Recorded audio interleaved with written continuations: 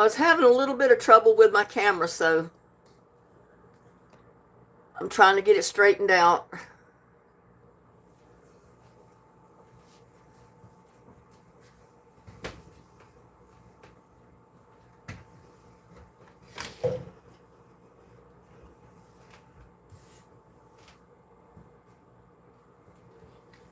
Trying to get my chat around here so I can kind of pay attention to who's here and who's not. Trying to get my chat around here so I can kind of pay attention to who's here and who's not. Trying to get my chat around here so I can get all this sound turned off.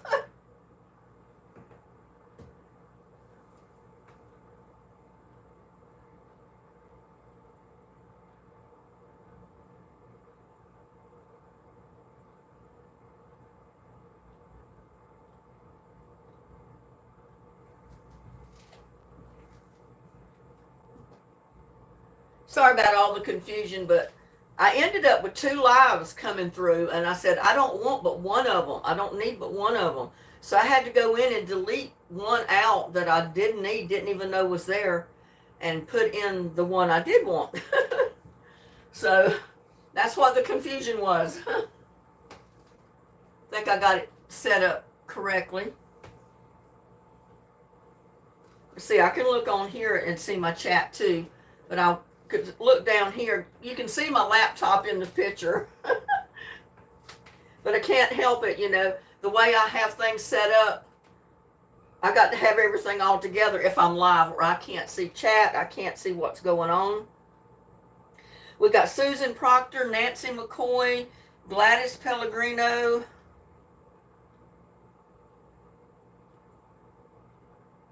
and I still haven't heard from Connie, so I don't know what's going on with Connie. So, but I'm going to be making a quick and easy vegetable soup. At Gladys's request, she kept wanting me to make a vegetable soup, so. And normally I would use stuff out of the garden to do this, but since I don't have anything coming in out of the garden right now, I'm going to be using the ingredients I've got. And we did this at school years ago when I was room mother for the kids, many, many years ago. In the wintertime, we actually, or some of the teachers brought crock pots to school, and we fixed a vegetable soup like this one for the kids, and the kids loved it. Everything but the onions. I don't think we put onions in it, but everything else we put in there.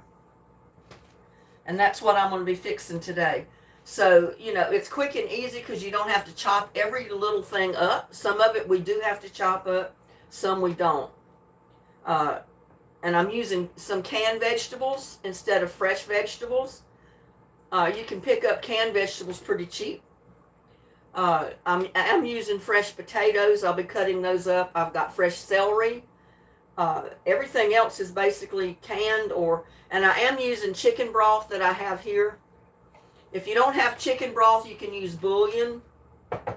You can use beef bouillon if you want. You don't necessarily have to use chicken, because, you know, with the vegetable soup, you can flavor it either way, chicken or beef, or both if you wanted to.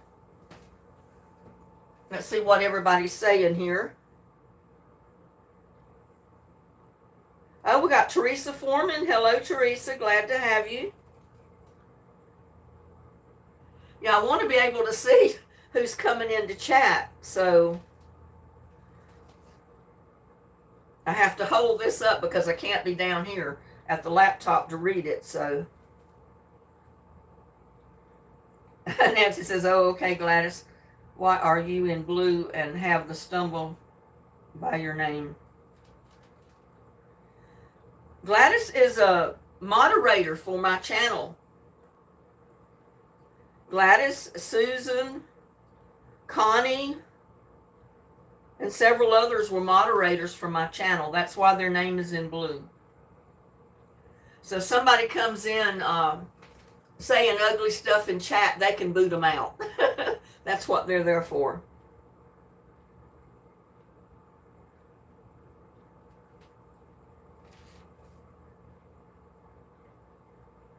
I'm busy folding clothes, cleaning, so I might be busy and not chat for a few minutes, but I'm listening. That's okay.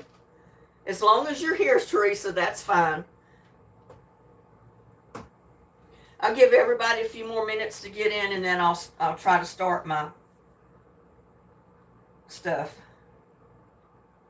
Yeah, you're the bosses, Susan.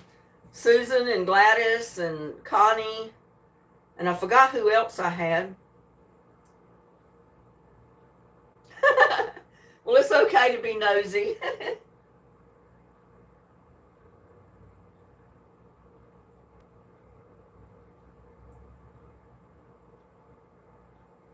Susan says she's been making breakfast sandwiches. Well, that sounds good. You know what? In fact, I made a sandwich for breakfast this morning. You know what it was? I fried a patty of sausage. I fried an egg. I melted a slice of cheese on it. And I put it on 2 pieces of bread. And that was my breakfast sandwich. It was pretty good. But oh, I'm full. I'm still full from it, and it's 3 o'clock or after 3. And I know there's ball games been going on all afternoon. I mean, the first one started at 2:30, and then the next one's going to be at 5:30. But I said, hey, not every single person watches ball games, you know? So I'm not going to cancel my live because of a ball game. The people that rather watch the ball game than my live, they can watch my live later. But I said, us ladies don't mind coming in here and being on a live because I'm not watching the football game. There's only very few football games I'll watch, and that is usually if Dallas is playing or if the Tar Heels are playing, you know, North Carolina's playing, something like that. Then I might sit down and watch a game, and then I'm not going to watch the whole thing. And I always do love to watch the halftime show for Super Bowl. Now, that will get my attention.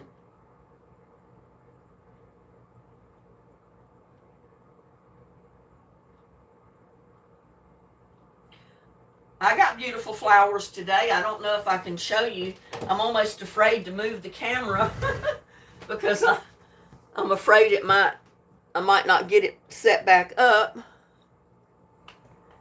But I've got a bouquet of flowers there on my bar next to the bowl of oranges. And that was sent to me. I got that this morning. And that was from my secret giver. Now, I don't know if I got it set up exactly like I had it, but you can see my flowers over there. You'll see them in my next live, too, because they'll be in my background. I'll be sitting over here somewhere. But aren't they pretty? Yeah, you can still check the score. You can, you know, if you've got a tablet and a computer or TV, you can still watch the game and have my live going at the same time. And, you know, you can kind of pay attention to what they're doing and what I'm doing at the same time. It's no problem. I've had my laptop going before, my phone, my TV, all 3 at one time watching 3 different things. So I know it can be done. We've been on here for 8 minutes. I don't know if anybody else is coming in, but I guess if they don't come in too early, I said they can. Your computer's ancient and it locks up. Well, thank you, Gladys. Yeah, this is, like I said, normally I would use ingredients out of the garden, but I don't have potatoes, celery, corn, tomatoes, beans, and that type of thing all out of the garden right now. So I'm going to do the quick, easy recipe that I have for vegetable soup. And I figured this is something that Gladys's boys can make for her if she wants them to. It won't be that difficult for them to make it. But it does make a big pot full. So I'm going to have a big pot of vegetable soup here. So I'm going to go ahead while we're talking, and I'm going to go ahead and try to chop up the rest of my onion.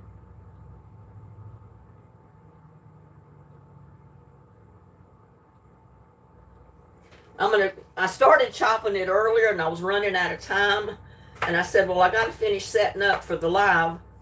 or I'm going to be late for my own live. So I said the rest of the onion can be chopped when I'm live. So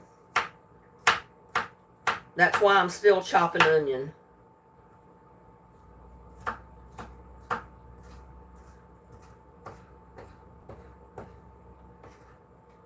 But for this recipe, you do need a whole onion. I've got a whole, I guess, medium size to large onion here. Not one of the largest, but it was a good size onion.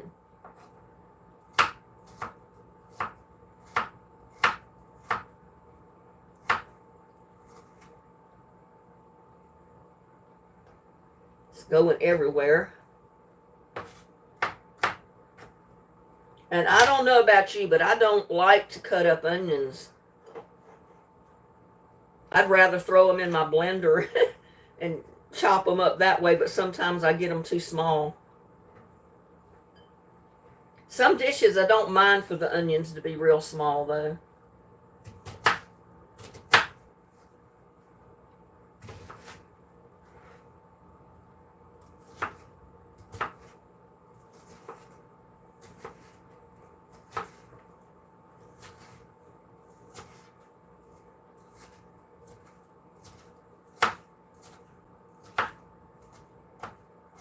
Just don't chop your finger up.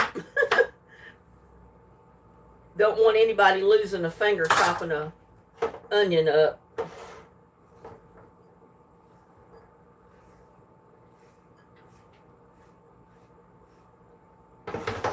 So that made a bowl full of, I need me another bowl to put my celery in. Because I am going to chop up a couple of stalks of fresh celery.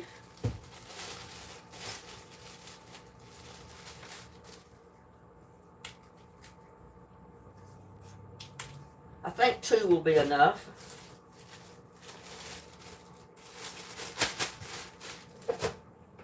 Get over here and wash them off a little bit.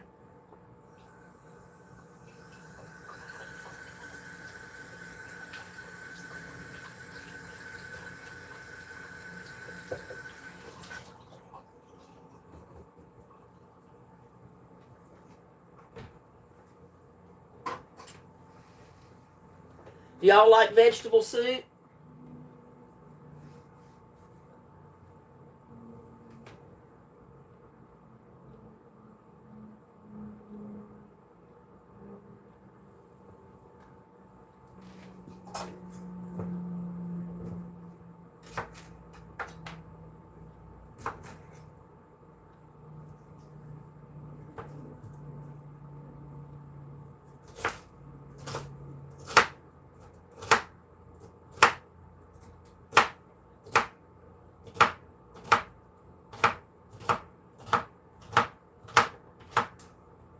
And I like to chop up my celery kind of small or thin slices.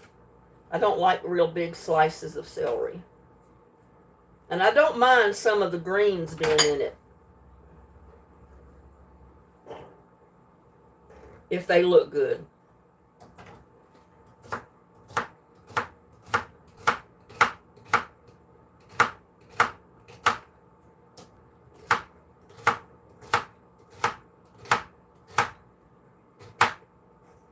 And I don't feel the need to vein these celery when I chop them up, these little slices like this.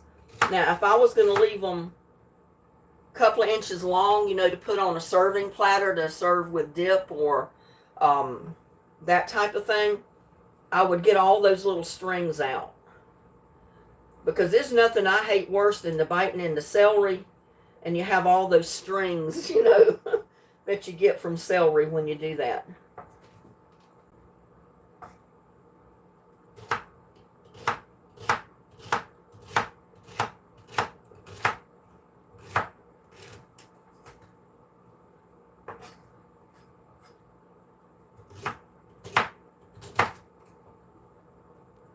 I'm going to cut those in half because they're a little bit too wide to slice like that.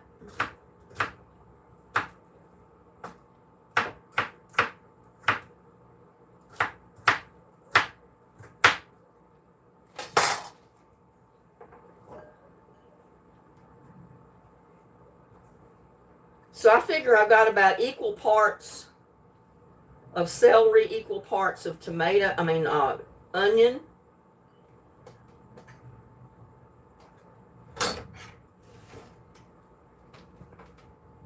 Some of this up off the table.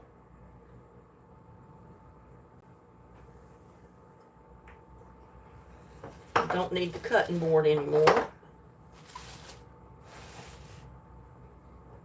Because I figure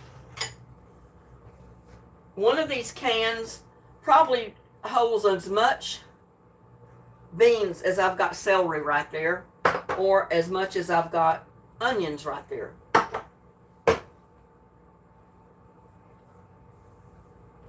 Now, first of all, we're going to brown or saute our onions in our pot.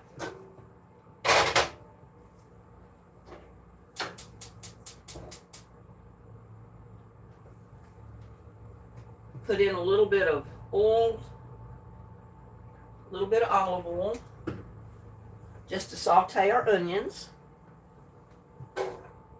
Just dump them right in there.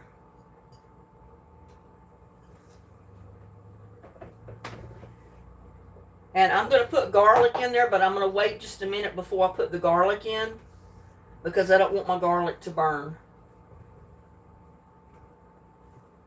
I got stray pieces of celery.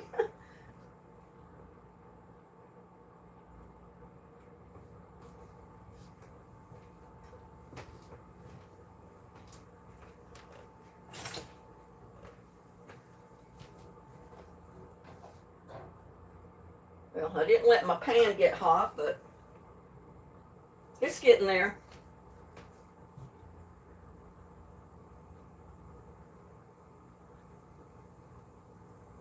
Well, I've got food choppers, I've got slicers, I've got all that stuff, but I hate to get it all out because I don't have room. You know, I had to put everything on my table, and I could have threw that onion in my Ninja over there and just chopped it up. But rather than to do that, I just chopped it up on the cutting board. Yeah, I know. I was wondering about Connie, because when I was chatting with her yesterday, and I think the night before, she said her furnace was broke down and she had no heat. And Bobby didn't seem interested in fixing it, and he got a payoff because he went to work that next day, and guess what? The heat was off at his work. The furnace there was broke down too. So he came home fussing at Connie because they not only had heat, but there was no heat at work. I thought to myself, well, it serves him right. Let him spend a day at work with no heat, just like Connie has to stay home if she's not working in a place with no heat. So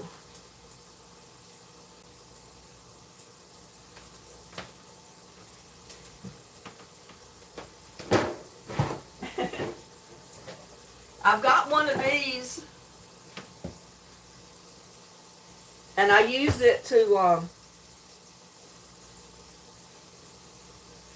shred up zucchini, because you can cut zucchini in long noodle-like form, you know, like make it look like spaghetti. And I cook my zucchini and squash that way sometimes. I'll shred it up and cook it and serve a sauce on it, and it's really good. But I haven't used it because I didn't have any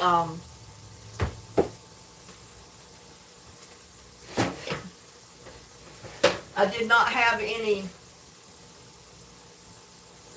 vegetables out of the garden. And see, I've got one of these slicers too that I bought that I use, and it's got all kind of attachments where you can slice everything. But I use it mostly when I have a lot of stuff out of the garden.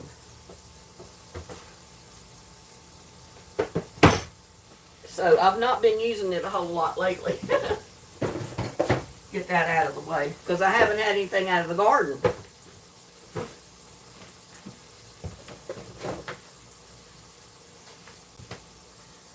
Yeah, one of these days I'll show you how I make zucchini spaghetti and stuff like that.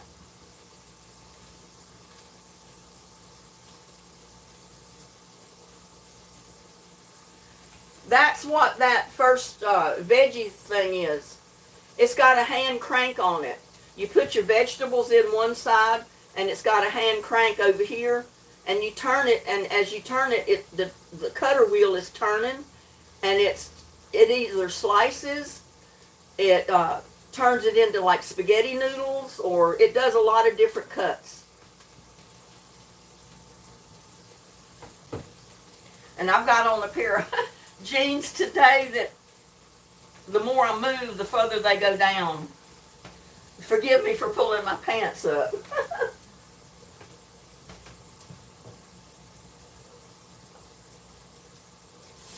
Got to pay attention to my onions.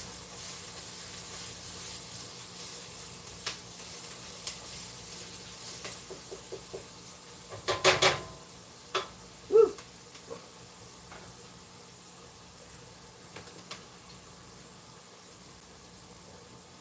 Hi, Shelly.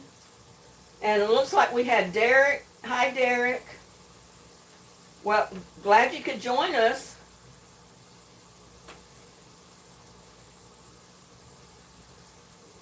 I don't think I missed anybody else.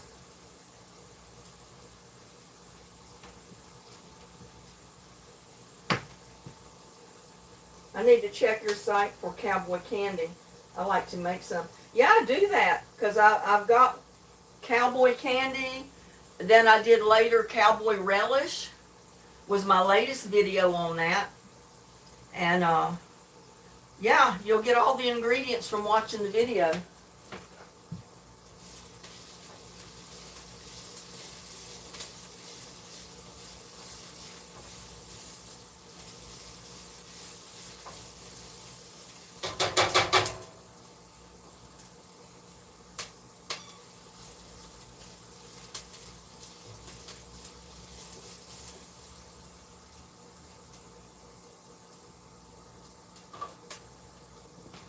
Now I'm going to go ahead and put in a little bit, about a teaspoon of crushed garlic.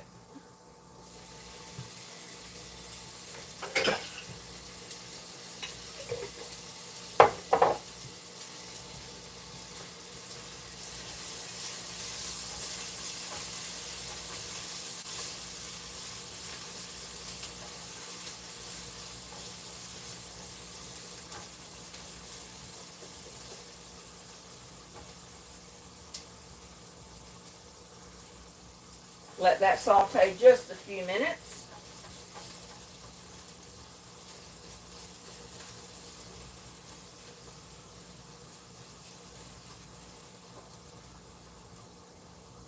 And I still do need to cut up my potatoes, but I don't want to take my eye off of my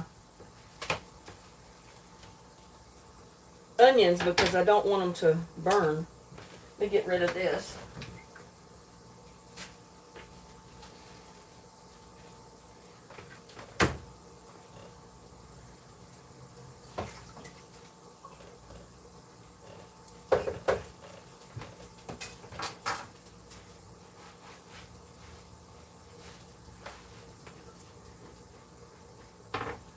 And again, when I make soups or anything like that that I cook potatoes in, I like to use the red potatoes because they stay together a lot better. They don't come apart as bad.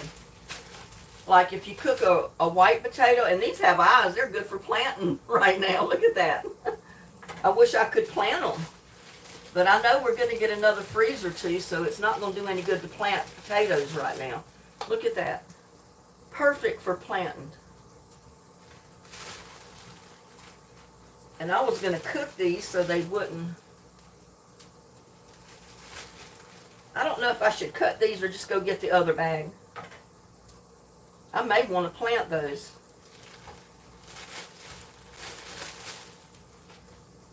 Let's see.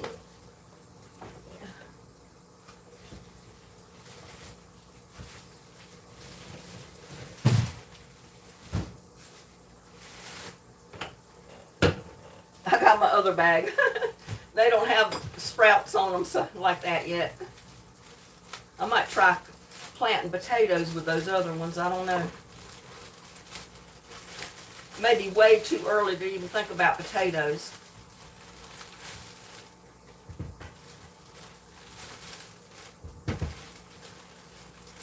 But I think that might be enough potatoes.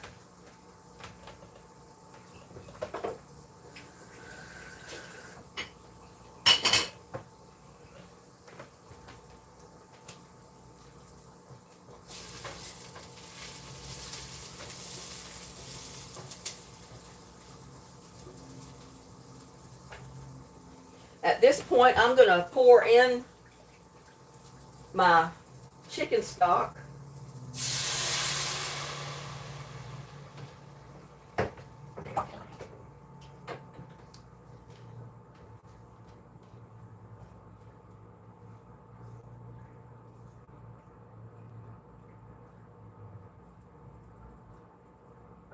Let that cook while I am peeling my potatoes, I think. I tell you, I've been running behind.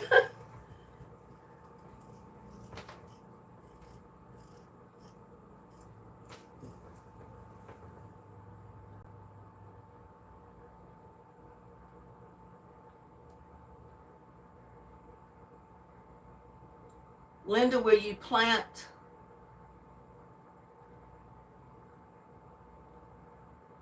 I don't know what you're talking about, Gladys. Hef shoes? I don't know what that is.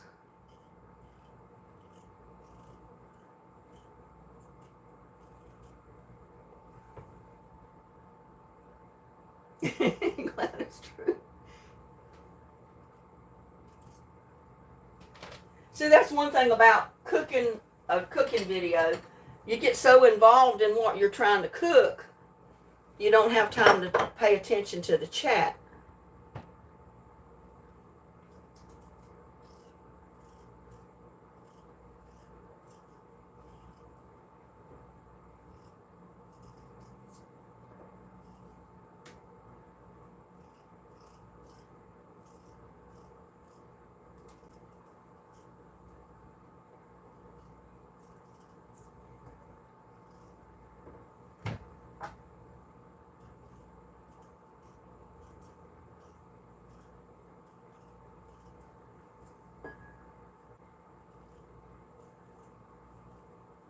I'll have to check and see when the earliest I can plant these potatoes, because I'd certainly love to plant those potatoes with all those sprouts on them.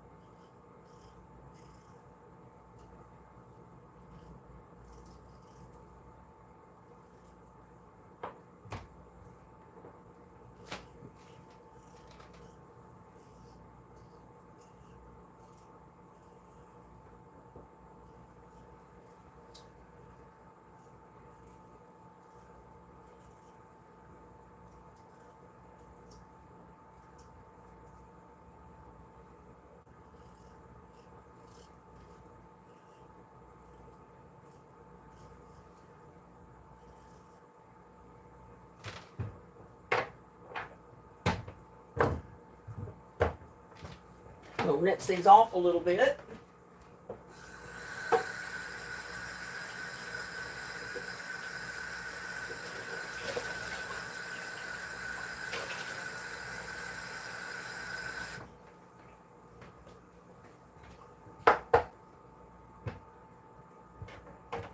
And you know what I'm going to do? I'm going to go ahead and open my veggies. First of all, I've got a can of diced tomatoes. You can put any kind of tomato in there you want. You can use the Italian style. You can use some that have jalapeno or anything in them you want. These are just plain diced tomatoes in tomato sauce or tomato juice.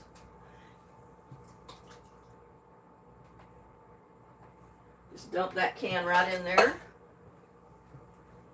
Now I'm going to put in a can of carrots. I'm doing this now because I want all of it to get hot for when I put the potatoes in there. And then we'll let it cook till the potatoes are done. Now, that's a can of sliced carrots. And I'm going to put liquid and all in my pot.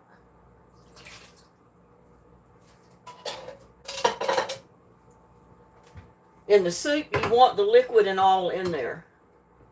Some things you might want to drain it off, but not for the soup.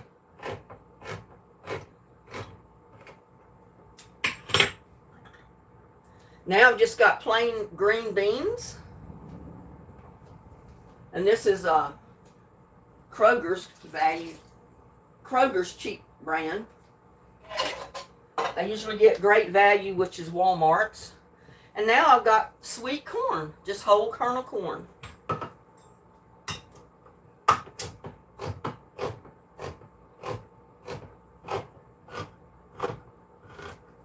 Now you can put lima beans, anything you like in your soup.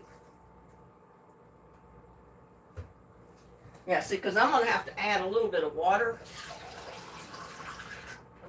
I'm going to add a can of water to that soup mixture right there. I'm going to dump in my celery.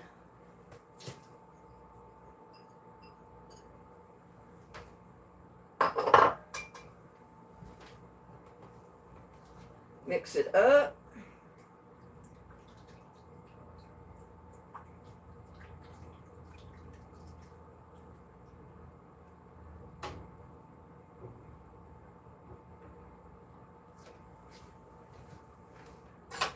I'm going to give it a taste for seasoning, you know, with the garlic and stuff in there.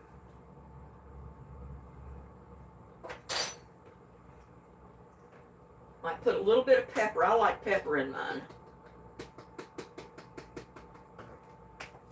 I think it's already got plenty enough salt.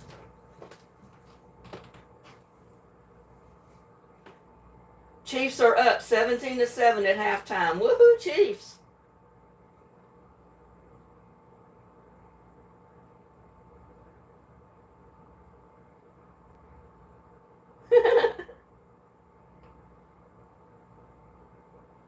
Yeah, I love green tomatoes too, Diana. But I love fresh tomatoes in my vegetable soup too. I love cooking with fresh tomatoes.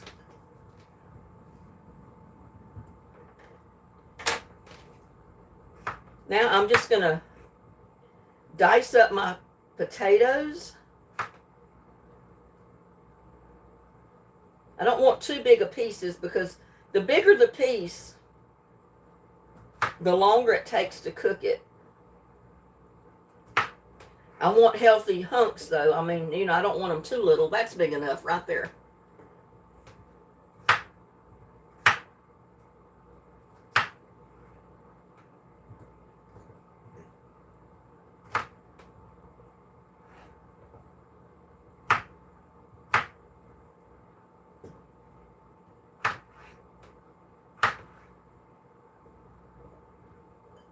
Now, you know, just because I put green beans and carrots and that stuff in mine, you can put any veggies in your soup you want.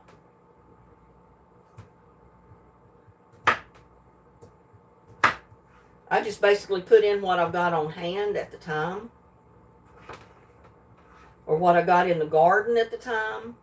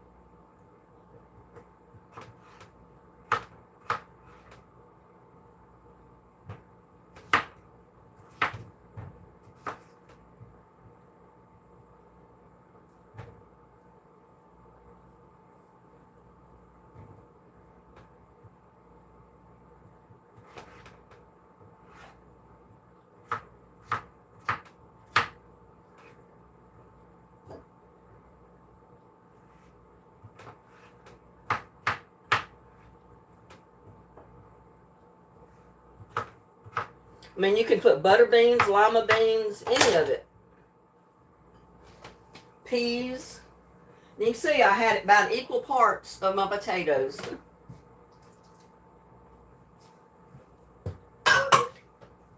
Ooh, I found one I didn't cut. Yeah, I did. It's just stuck together. And it looked like I had not cut it.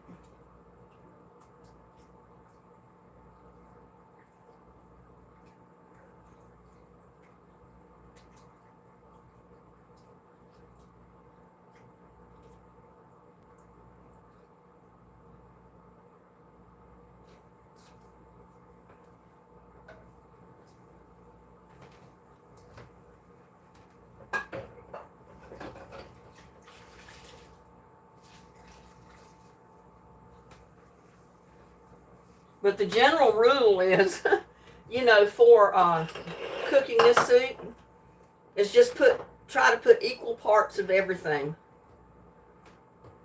Like a can of this, a can of that, a can of that over there, and just go with it.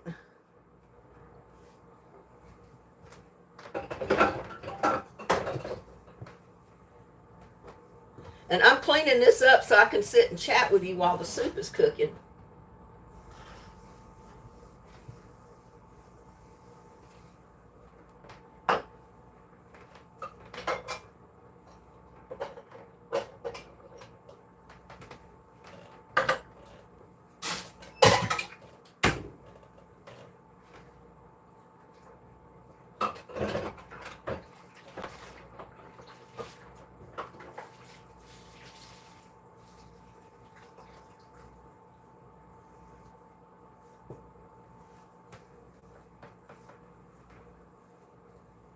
And you know what? It is a beautiful, sunshiny day today.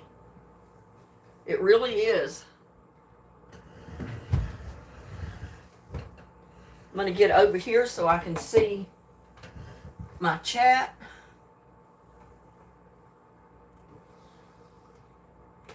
And you can still see me as well. And that way I can keep an eye on my pot. You can see it's a pot full. I mean, it's that far from the top. You can see how much soup it's going to make.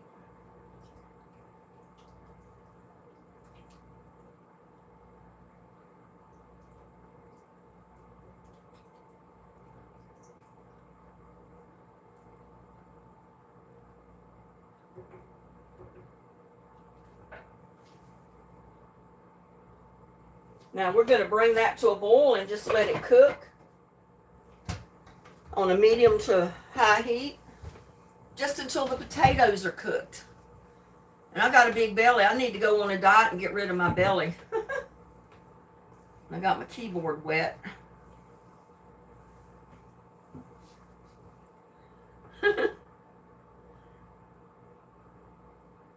It'll be tomorrow before you see any sun, Shelley. Well, the sun is bright, shiny today, and it's about 64 degrees right now. So it's a beautiful day here. It finally quit raining. I haven't looked at the extended forecast to see if we've got rain coming up anytime soon again. But hey, I never fuss about the rain. I mean, we get such a small amount here in Texas that I love it when it rains. Susan's holding Sisi, or Cece. Teresa, what's on your menu today?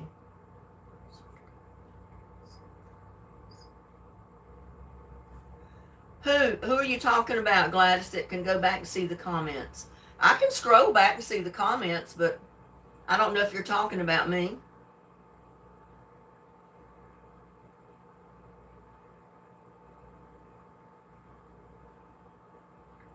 Yeah, I know. I told my sister-in-law before she passed away, because they love tomatoes. Her and my brother can tons of tomatoes every year out of the garden. They ate tons of tomatoes. And I told her several times that, you know, the tomatoes were not good for arthritis. And I love tomatoes too, but I try not to eat a whole lot of them for that reason.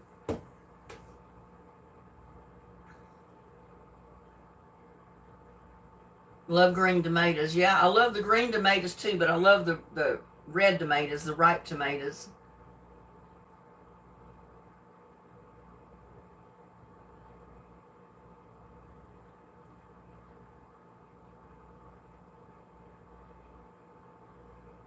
But just imagine this soup with all fresh ingredients out of the garden. It would be so much better. I mean, this is a delicious soup right here, and it's so easy to make.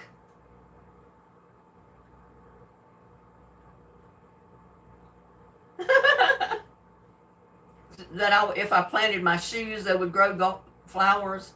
I thought that's what she said, but I wasn't sure, so I didn't comment on it. Well, it's already 65 degrees here, and it's 20 minutes to 4. So it's a beautiful day. The sun's been out all day, ever since bright early this morning.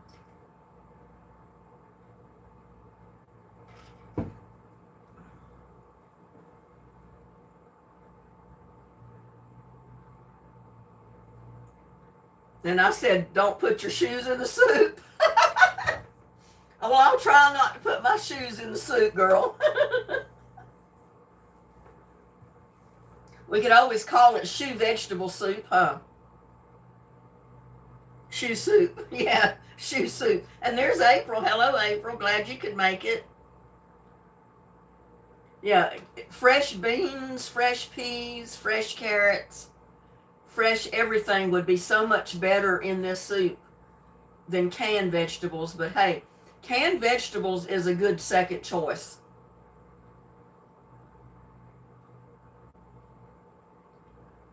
For people that don't want to spend a lot of time peeling and cutting up a bunch of vegetables, or for people that don't have a garden, don't have access to a bunch of fresh vegetables, buy you some of these canned vegetables that are on sale a lot of times.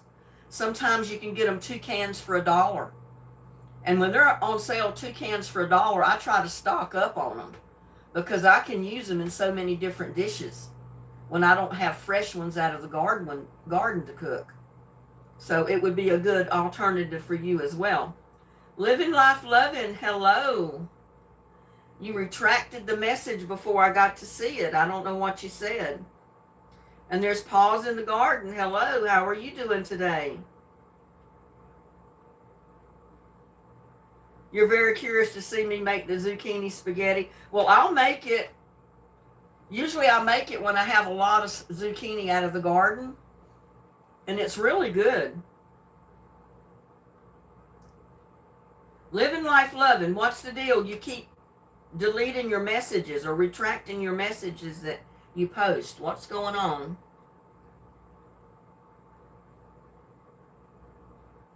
Oh, Kroger's Wednesday has a big sale. Yeah, when Kroger's had those canned vegetables on sale the last time that Susan told me about it, I went to Kroger's and I stocked up. I got a buggy full of canned vegetables, 2 cans for $1. I spent $20, $30 just getting canned vegetables. I guess when I got to the register, they thought I'd lost my mind buying so many canned vegetables. But hey, it was getting me through the winter when I didn't have vegetables in the garden. Yeah, I've got frozen too. But to make my soups and stuff, if I don't have fresh out of the garden, I'd rather use the can for the soups or stews if I don't have fresh. And I like to use my frozen vegetables for stir fries and stuff like that.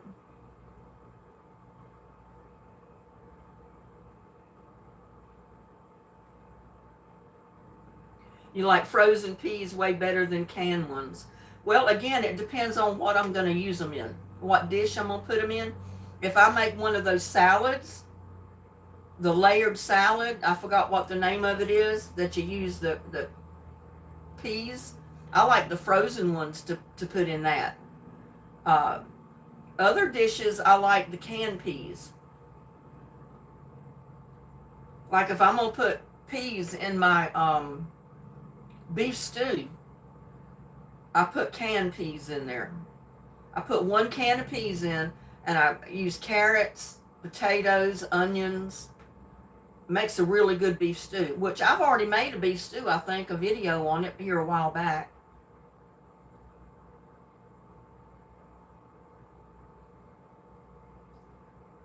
Yeah, Gladys says she doesn't get to go to the store. I guess her boys do all the shopping for her.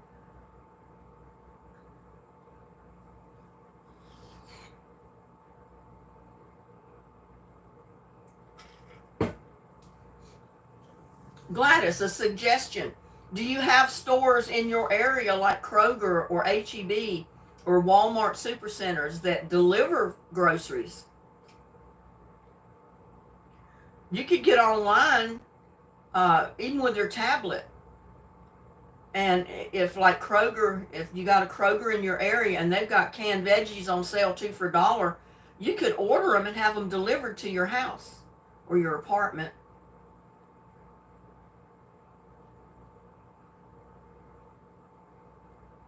Yeah, I put them in tuna casseroles as well. And if it's in a tuna casserole, I don't mind if it's frozen peas or canned peas. I will use whichever I have, but I do drain them.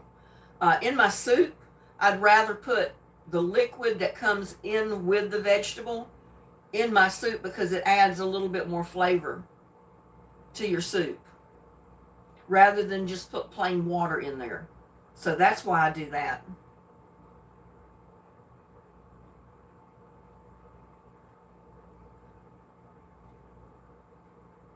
You know, I bought gas the other day. I filled my tank up. I was just below half full. And I filled it up. I caught gas on sale. $2.45. That's the lowest I've seen it in a long time. So I filled my tank. And the day after, it went back up to like 260, 279, 289 in most areas. So I said, well, I'm glad I got my gas when I did. You hate frozen green beans? Yeah. I don't think I've bought frozen green beans. I think all the green beans that I've bought have been canned ones. Now, there may be a green bean or two in the frozen mixed vegetables that I get for stir fry. I don't remember offhand.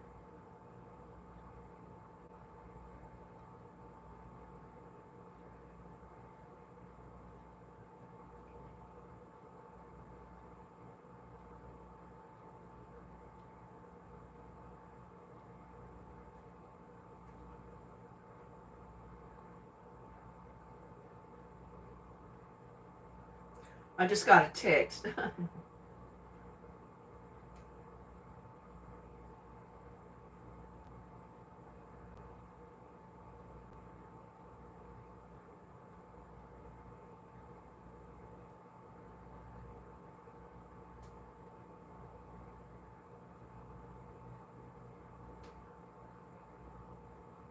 Oh, you got gas for $2.24. Wow, that is cheap.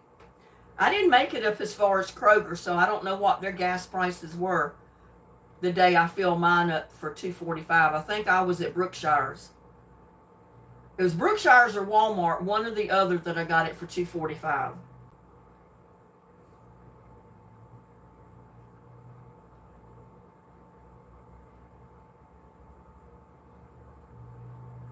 And there's Shatika. I didn't realize Shatika was in here.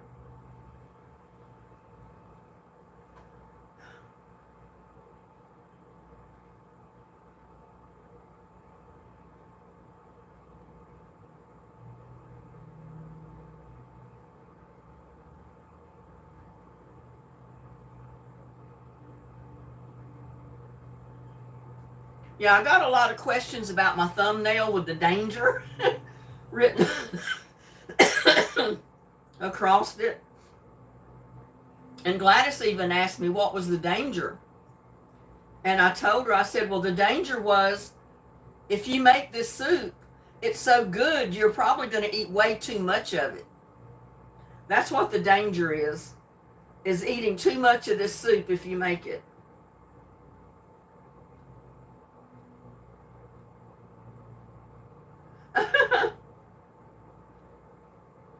Hey, misspell words all the time. Or my spell correct? If I try to type one word, it tries to turn it to another word. Or if I hit one letter, it recognizes another. I don't know. Or maybe I hit the wrong letter if it's right close beside the one I'm trying to hit. But my messages come out pretty bad sometimes, and I'll post them before I realize it.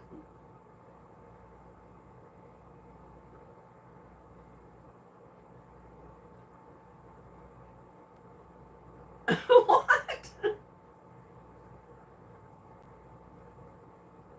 What was that? Oh, you goof.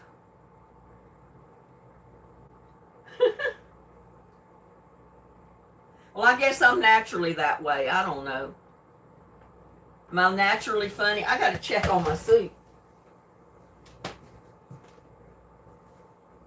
Because it's boiling.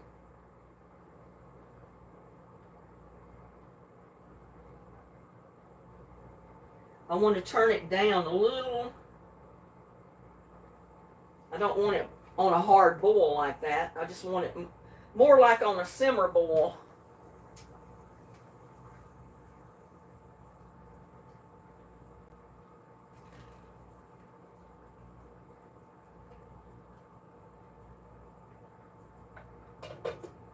It does look good, y'all. Put that right there in case I need it.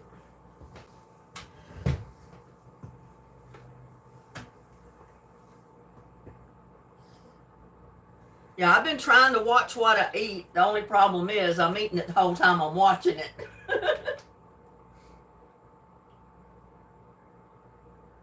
In 2 weeks, I will have enough points to save $1 a gallon at Kroger. You know, I never pay attention to the points because they usually expire before I get to use them, because I'll go to the cheapest place. I mean, if Walmart has gas cheaper than Brookshire, I'm going to get it at Walmart. If I find out Kroger or one of the other places has gas cheaper, I'll go there and get it. So I don't always go get it where I can get points. And then I had this gas app where you could go, and if you get it through the app, you got so many cents off of the price per gallon or something. I mean, you could check in your area on this app the local gas stations where the gas was the cheapest, and you could go there, use the app, and get it even cheaper by using the app to purchase it. But I've never even used it, so I think I ended up deleting it off of my phone.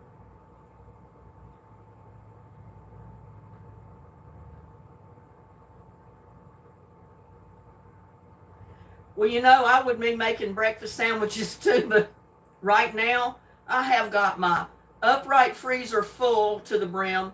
I've got my little freezer here to this refrigerator behind me full. I couldn't get anything else in there. So I have nowhere to put breakfast sandwiches if I even fixed them.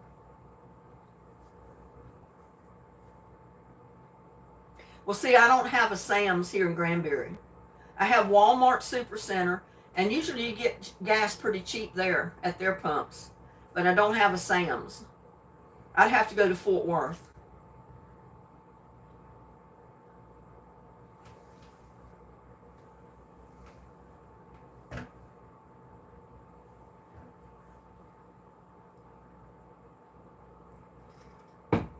I'm just trying to keep my throat wet so I don't start coughing. My allergies have been great. They cleared up so much with all this rain we've had. At first it didn't help a whole lot because it would rain here in Granbury, but the surrounding areas did not get rain. But now, the last couple of days, I think it's rained everywhere around here. So it cleared up my allergies. Oh, I just felt it one day all of a sudden. I could tell it when it happened. It just, my allergies went away. And I says, thank God. I had been coughing and gagging and sneezing, and oh, it was terrible. I mean, I was wearing a mask even go to sleep at night.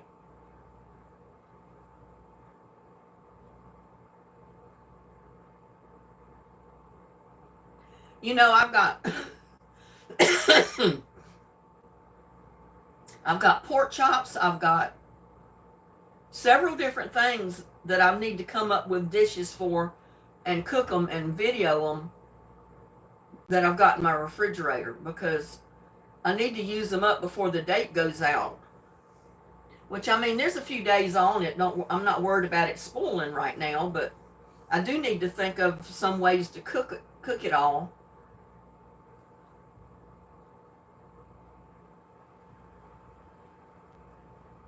Yeah, Teresa, you know what I'm talking about. All of a sudden, I could feel my lungs release. And it's like, oh yeah, I can take a deep breath now and really get the air down there. I mean, it was like a wave just brushed over me, and all of a sudden I was like, oh yeah, I can breathe now. So I know what you're talking about, Teresa.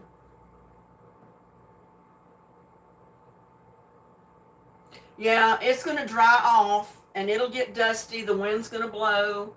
I know, but it's so good to get a few days relief from it, you know?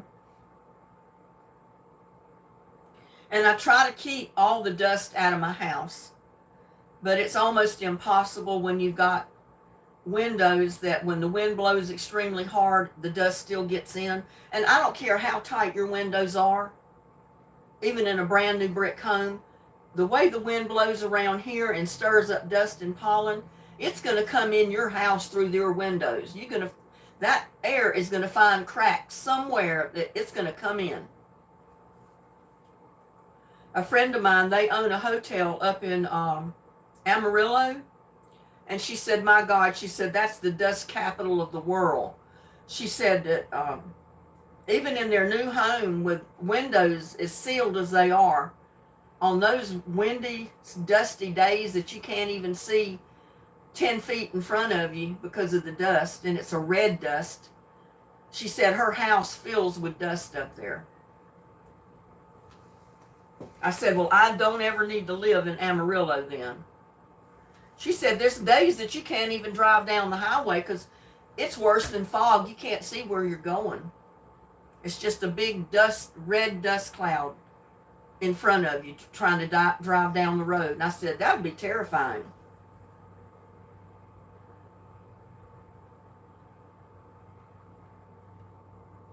Oh, I know. I mean, but like I said, it feels fantastic to go a few days with virtually being able to breathe, and your lungs are not irritated, your throat is not irritated from allergies.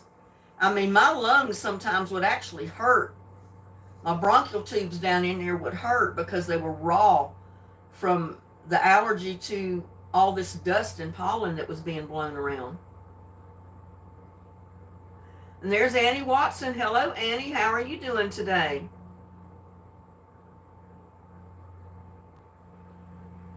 We're cooking, or we've already got it all in the pot. We're cooking a big pot of vegetable soup, the easy way. But it's so good. Oh, I tell you, it's so good.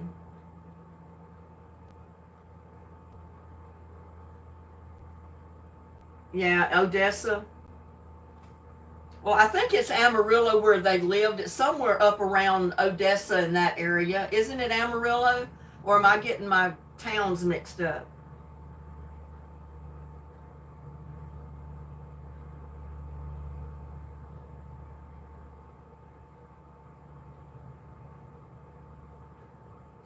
Well, when the dust gets bad here, like I said, I just grab a mask.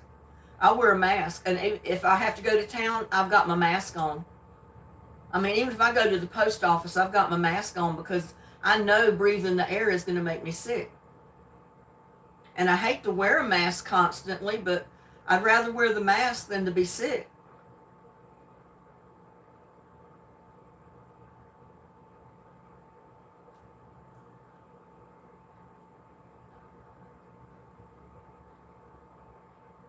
Oh, you had vegetable soup 2 days ago, Annie. Well, good for you. Did you use all fresh ingredients, or did you have canned veggies or frozen veggies that you put in it? I used fresh potatoes, celery, onion, and everything else was out of the can.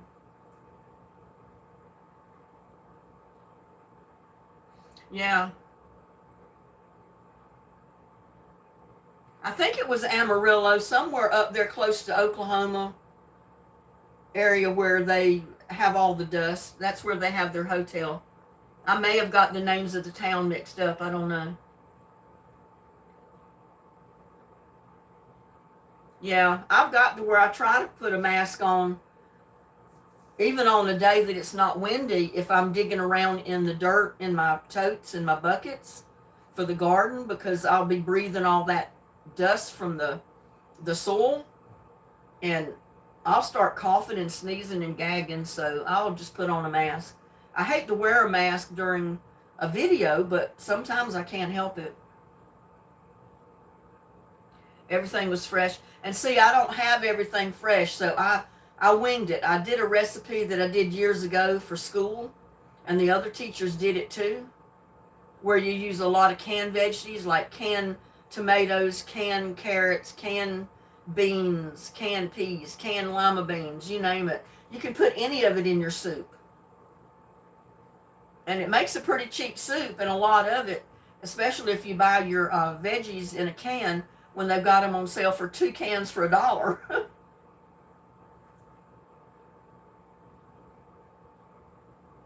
Lives in Midland, Texas. Thumbs up, please. Thank you.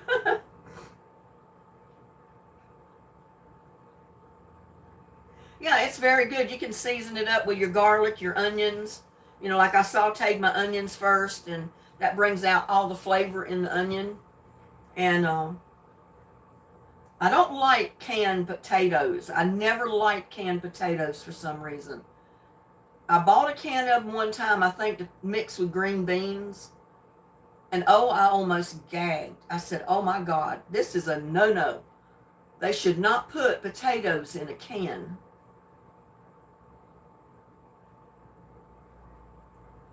Living Life Loving was born and raised in Odessa, Texas. Oh, wow, I didn't know that.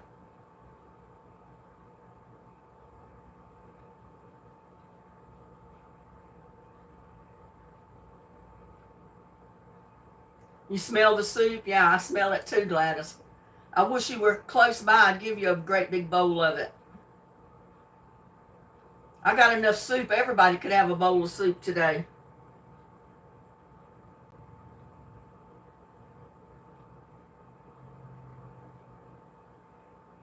Oh no, her poor cat fell off the balcony. How high up was it? Usually cats are pretty self-reliant. If they fall off of something tall up, they always land on their feet. Chasing a squirrel and didn't pay attention. But she seems okay.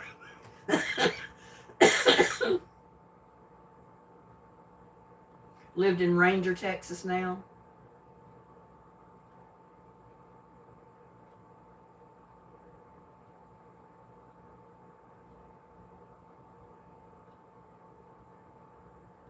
Isn't that something? Living life loving. How time goes by and things change. Like when I first moved to Texas here, we didn't have a super Walmart. We didn't have Kroger. No, we had Kroger. We didn't have HEB. There was a lot of these other stores we didn't have here.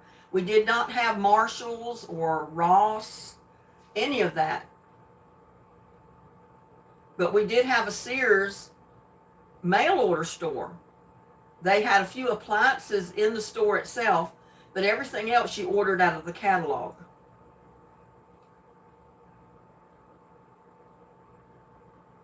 You made lentil veggie soup the other day. I bet that was good, April. I've never cooked lentils. I don't know if I would like them or not.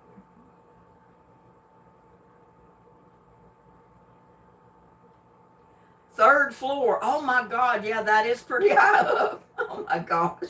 That poor cat. I bet that cat will watch where he's going next time. I guess the cat figured if the squirrel could go there, the cat could too. That's pretty funny.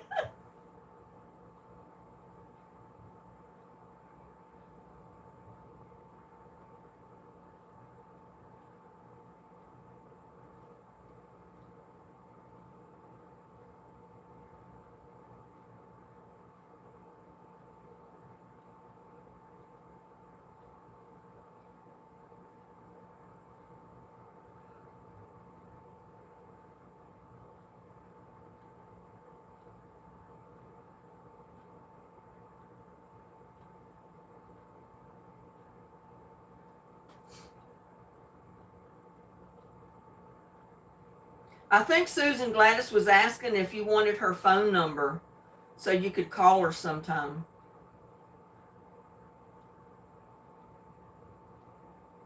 I guess you cook lentils like you would any dried bean, right? Isn't it like a dried bean, lentils?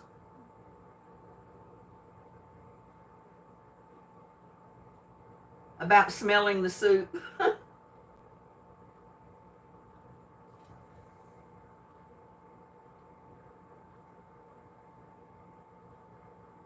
I bet it was really good. Like I said, I've never cooked lentils. I don't think I've ever tried eating them. So I don't know if I would like them or not.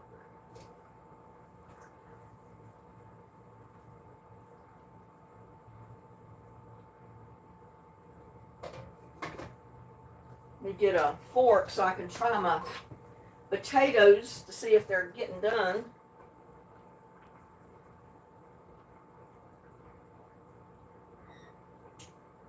Almost. A couple more minutes letting them cook.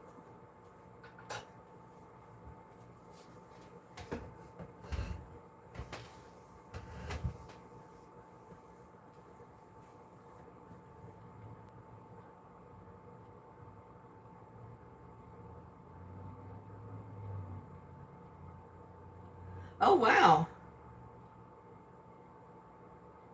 That was neat, Living Life Loving. They actually flew you from Midland to Dallas just to go shopping. Wow. That's pretty awesome. You soak lentils overnight. Well, sometimes I soak my dried beans overnight too, just like that. If you had Facebook talk on there a lot to friends. Yeah, I don't think Gladys has Facebook.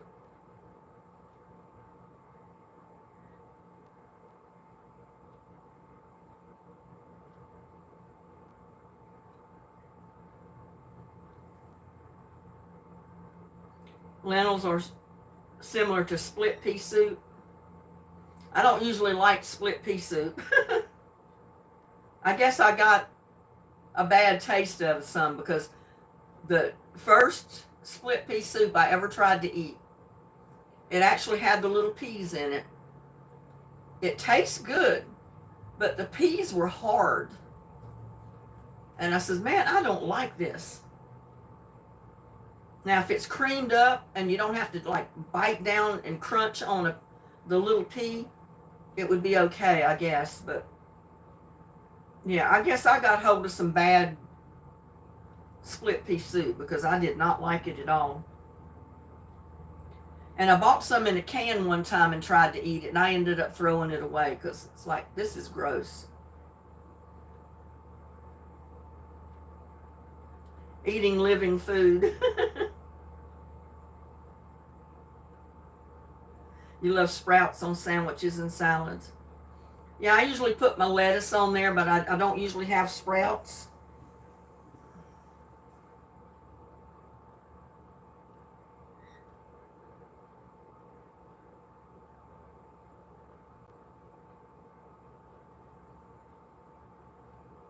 Sorry, I'm looking down here instead of up here where the camera is.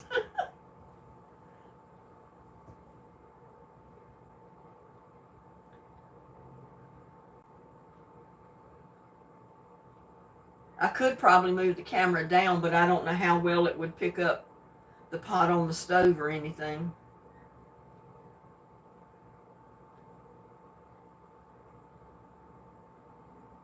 Yeah, well, it was a long time ago that I tried the split pea soup, and I really didn't like it, so I don't know if I would like the lentils or not. I know a lot of people eat them, and they seem to like them, but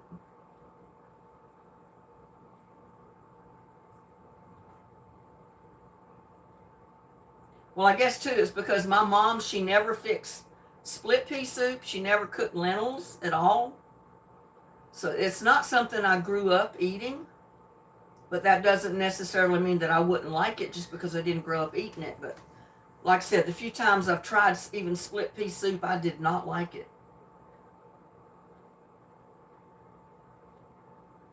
I like most other beans quite a bit. But lentils or split peas, no, no, no.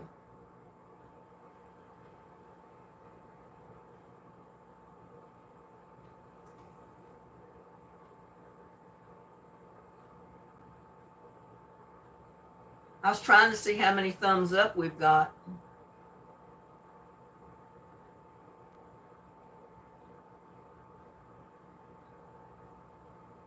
I got 40 people watching. That's good.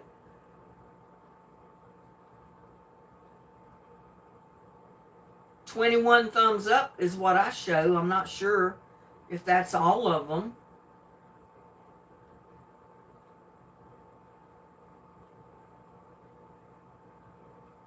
"41 watching now." Well, that's good. And one, oh no, Joanne. Hello, Joanne.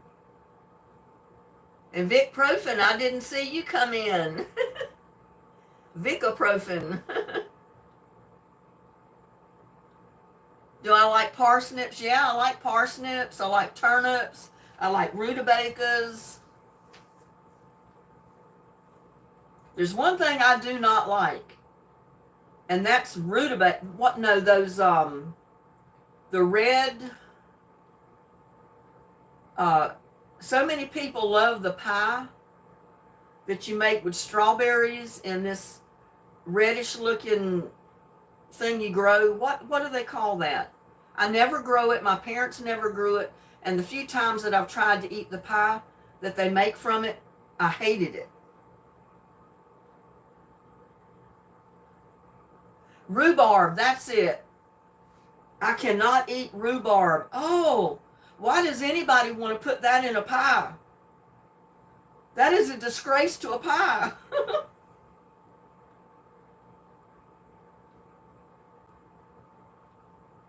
Susan says, she says, I have crackers ready. Yeah, I've got crackers here behind me. But where I used to work in the kitchen, they cooked rhubarb pie there quite often, and most of the residents loved it. And one of the ladies made a strawberry rhubarb pie one day. And I said, well, I love strawberries. It's got to be good. So I cut me a little slice of it, and I tried it. Oh, that was terrible. I'll be like one of them little babies that you see on these little short videos that people post on TikTok where they give a baby, a little toddler sitting in a chair, a slice of lemon or lime, and they're all eager to get it in their mouth, and then when they get it in their mouth, they're like, you know. That's the way I was with that rhubarb pie. Oh, I could not handle it.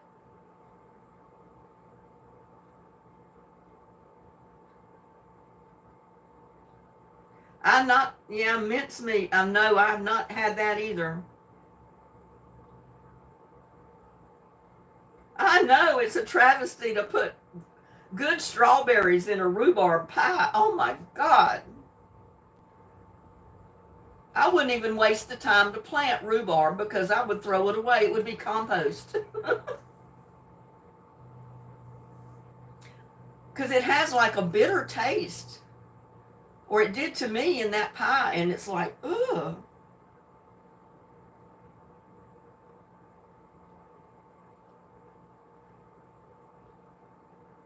Yeah, you eat the stems of it. But I don't want the stems. I don't want any part of rhubarb. Living Life Loving says, I like rhubarb pie actually. Yeah, I guess it's whatever you get used to it. I don't know. I'd have to grow accustomed to liking it, I guess. But I'm not going to go out of my way to bake a rhubarb pie. No way. Mary, hey, Mary, welcome. You made very veggie soup today. Well, that's what we're cooking in the pot behind me. We've already got everything in there.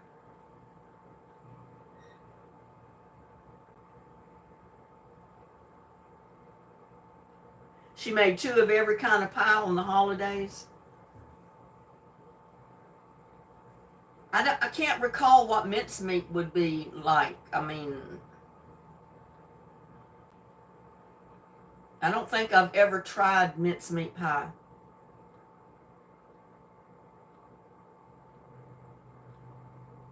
What do they put in mincemeat? What is mincemeat? Is it chopped up meat or what is it? I have no idea what mincemeat is. Teresa says her mom never made rhubarb pie and she hasn't either. Well, I eat almost everything too, living life loving. That's my problem with my weight. I can't keep my weight down because I love to eat. And see, I've never heard of rhubarb muffins. Now, the cinnamon apple muffin I could handle, but not with the rhubarb in there.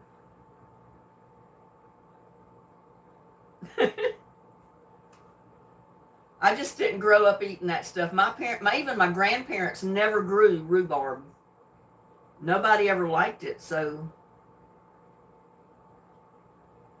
Living Life Loving says dried fruits and adult spirits.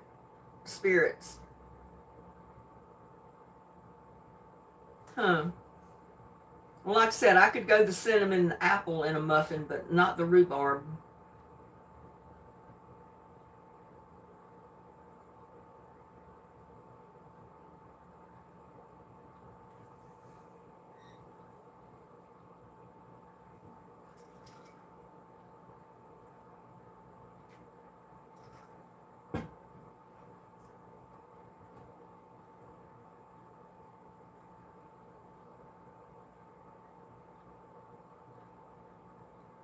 Mary, what did you put in your veggie soup that you made today?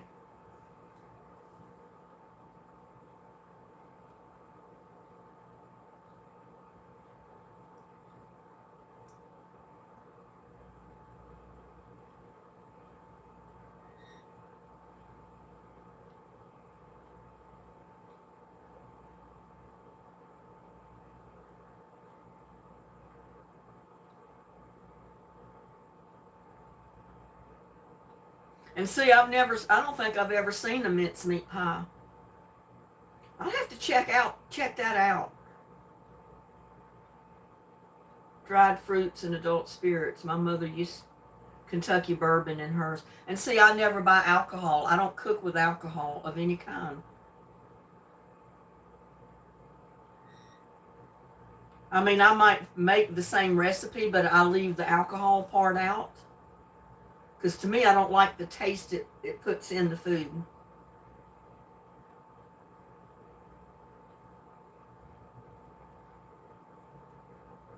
Mary says, in your soup, leftover beef roast, potatoes, carrots, and peas.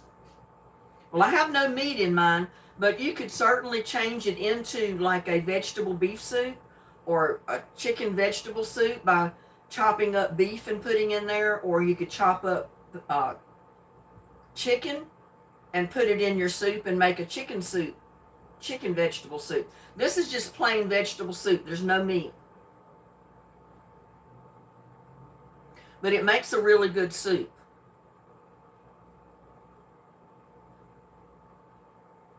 Gladys is always hungry. Well, if I lived close to Gladys, I would keep her fed daily. Every time I made a video, I would take her food. Because I don't have any more place in either freezer to put food. Both freezers are crammed full as of this morning. And my refrigerator is completely full.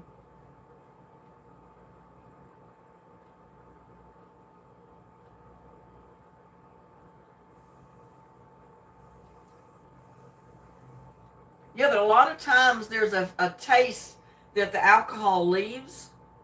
Or when like you cook stuff with beer, the beer leaves a taste in the food, just like all the other ingredients, and I don't like that taste. I marinated a beef roast in beer one time because I came across this recipe. Everybody thought it was so good, and I said, well, I'm going to try it. So I bought a can of beer just to use in that recipe. I marinated my beef overnight in the beer. The next day, I put it in my crock pot, and it said you were supposed to put all these other ingredients in there and then cook it for so many hours. I did. It looked great, but when I tasted the beef, was gross. I couldn't handle it. That is the first and the only roast I ever threw away. It ruined the taste of that roast to me. I will never use beer in another recipe.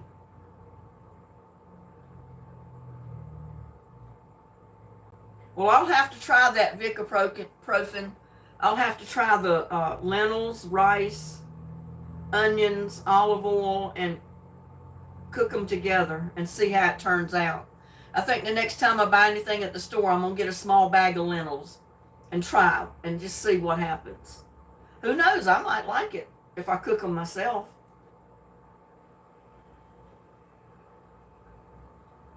Just like black-eyed peas. When years and years and years ago, before I started cooking for myself, I would try to eat black-eyed peas that other people cooked. I gagged on them. I couldn't handle it. But then when I started cooking black-eyed peas my way, with my tomatoes and my onions and all my seasonings, I love them like that. I love a soup with black-eyed peas that you make that way. It's really good.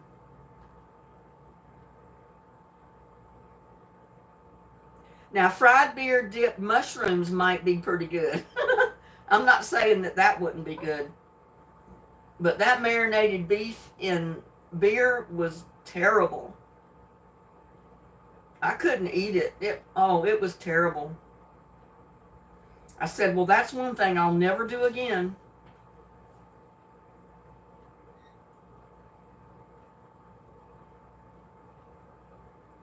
Now, I saved the liquid from my cowboy candy and my cowboy candy relish because it has all that sugar, the brown sugar, and it's got the jalapeno flavor and all that other spices in it. And now that's good to marinate your beef brisket or other big cuts of meat that you're going to put on a barbecue. I save mine and I give a jar of it to my son when I make it, or he might take a jar to work, and the guys at work will get a jar of it, and they love it on the beef brisket and stuff that you grill out or smoke. Linda, my soup boiling? Yes, ma'am, it is. I need to go check it again. Need to check the potatoes.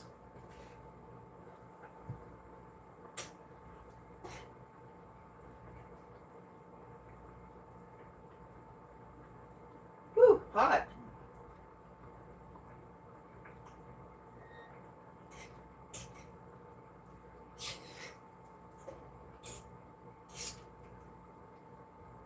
It looks good, y'all.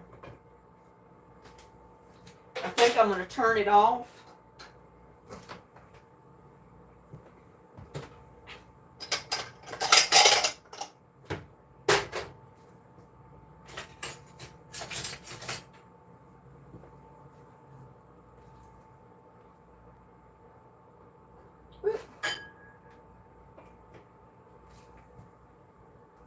Turn it off and ladle up a little of it. Whew. It's hot.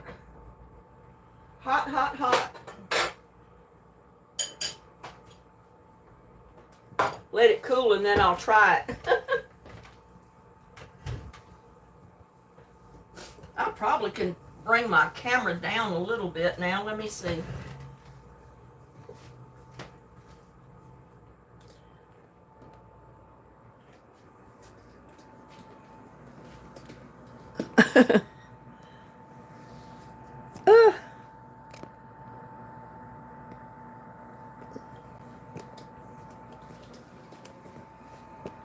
Yeah, see, that's not too good like that. Probably need to put it back up there.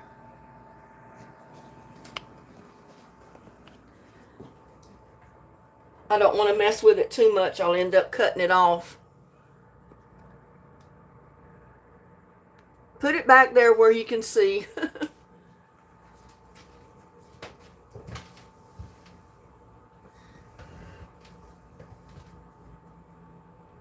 I just have to look up there once in a while, I guess. But there is my bowl of soup, y'all. I only dipped out a half a bowl so it will cool off a little bit. It's pretty hot. Now you can put all kind of seasoning in this that you want. You know, some people put thyme. They put all different kind of spices and stuff like that in that. I just kind of like it is. You know, I don't want to overpower it with a lot of different spices other than the garlic and the celery. Because, you know, you got celery in there. You don't really need celery seed.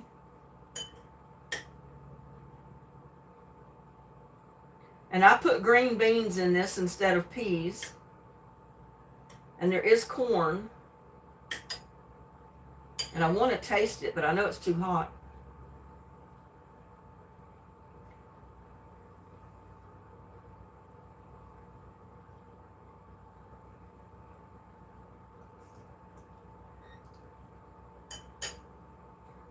That tastes like fresh grown vegetables in this soup. I kid you not. That is so good. If y'all want a quick, easy way and without having to chop up all the vegetables, and I can't get my legs straight here, without having to chop up every single one of the vegetables, you need to try this soup.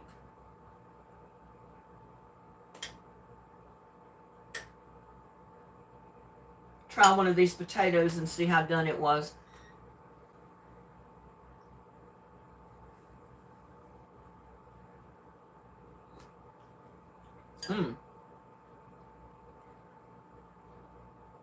That potato was perfect. Right on.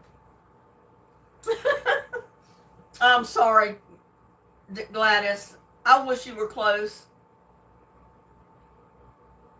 I'd bring over a great big bowl. Not no little bowl like this. I would bring you a giant bowl of soup. And you could eat it to your heart's content. But this is the next best thing to fresh grown vegetables right out of the garden vegetable soup. And the teachers at school couldn't believe it. I started doing this, and then some of the other ladies started doing it. Like I said, they bring crock pots to school and dump the cans of vegetables in the crock pot right in front of the kids. And they all eat vegetable soup that day. They couldn't believe how easy it was. You know, they didn't have to peel carrots or cut up carrots or, you know, fix the beans or the tomatoes or, I mean, like I put potatoes in mine. I don't think they put potatoes in theirs. They put other vegetables like lima beans, and there's a lot of different types of beans and veggies you can get in a can that you can dump in a pot of soup like this.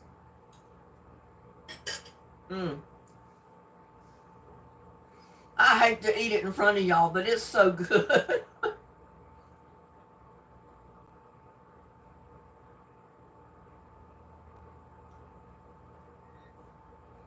And you can eat this on a diet too. I mean, you can eat vegetable soup on a diet. The Mayo Clinic diet I was on years ago, they wanted you to eat vegetable soup, vegetable beef soup even. So I love vegetable soup. I grew up with eating vegetable soup from fresh vegetables right out of the garden.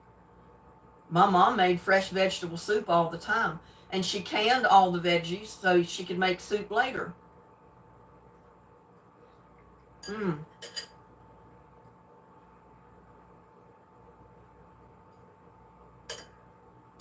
And this, since there's no meat in it, you can use this vegetable soup as a side dish. Like if you wanted pork chops and something else to go with your pork chops, you could always eat your vegetable soup with it. That would be your veggies to that dish. Because I'm going to be eating a lot of vegetable soup. I'll be on a diet of vegetable soup this week.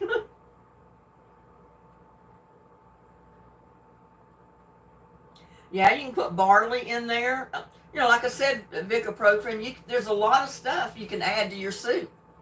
Mine is just a basic soup, but it's so good.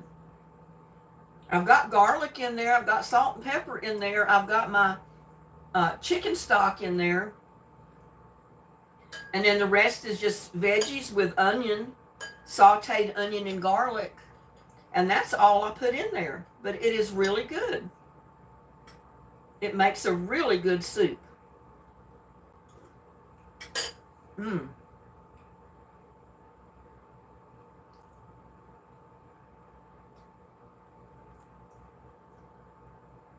And this started from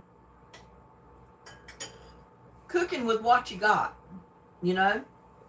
I had so many people ask me, well, what if you don't have this, that, or the other in your pantry? You don't have the money to go to the store to buy it. What can you fix that would be good, you know, with what you might have in your house already? And that's what a lot of my videos are. I try to fix dishes or recipes that are made with just everyday ingredients that most people would have in their house, that they can use that and come up with a really good meal. I mean, you see the big pot of soup I've got.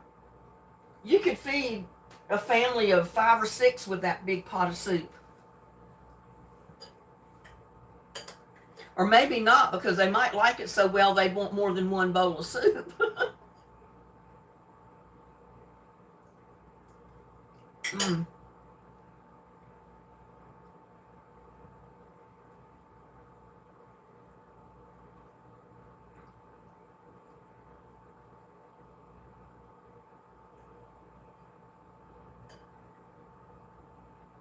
But I do hope some of you will try this vegetable soup. It's really good.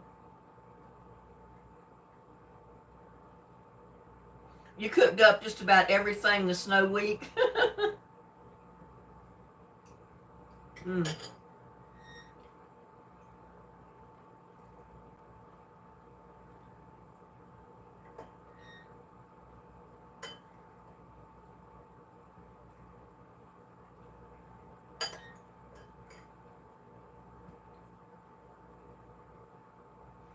I know, I think I did a lot of cooking when it was really freezing cold and snowy outside, or rainy. Gladys, I wish so I could give you some.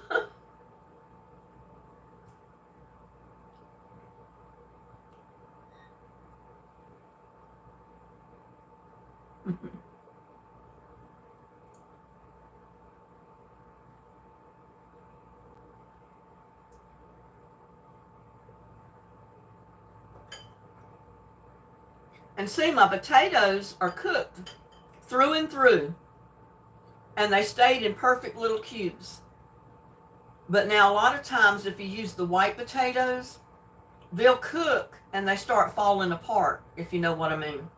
They don't stay in a nice little cube. That's the reason when I make something like this, I like to use the red potatoes, because they'll stay in a cube. They'll stay in shape. They don't fall apart.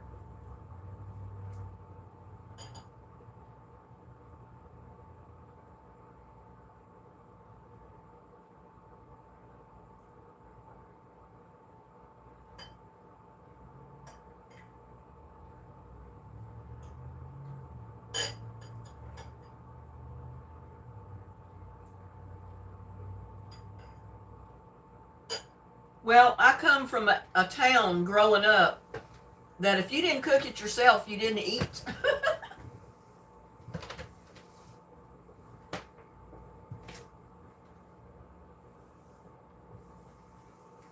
I spilt some soup on the table.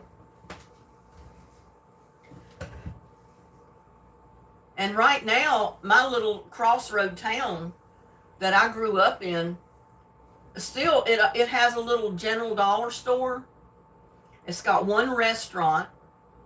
That's basically it. They got a few other shops, but no grocery stores, no McDonald's, no Whataburger, no Burger King, no Long John Silver's, nothing like that.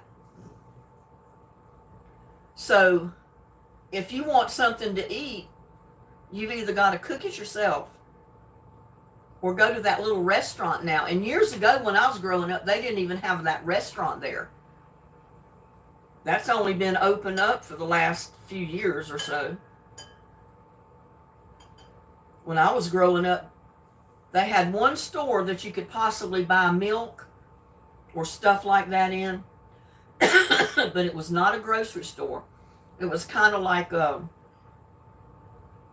general store they had years ago where you could buy little bits and pieces of anything in there. But I think they did have milk, but you couldn't go in there and buy a week's groceries. And if you did, it was so expensive you couldn't afford it.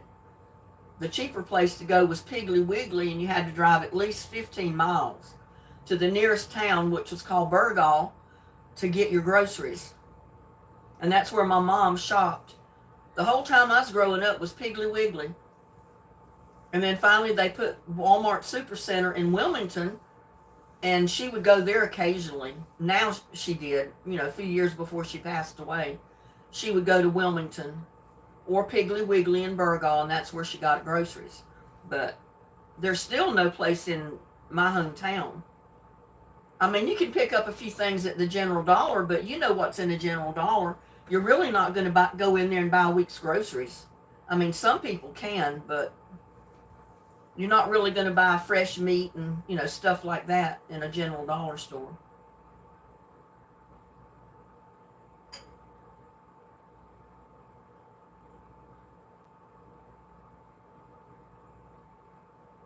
Oh, no, Teresa, sorry you got something in your eye.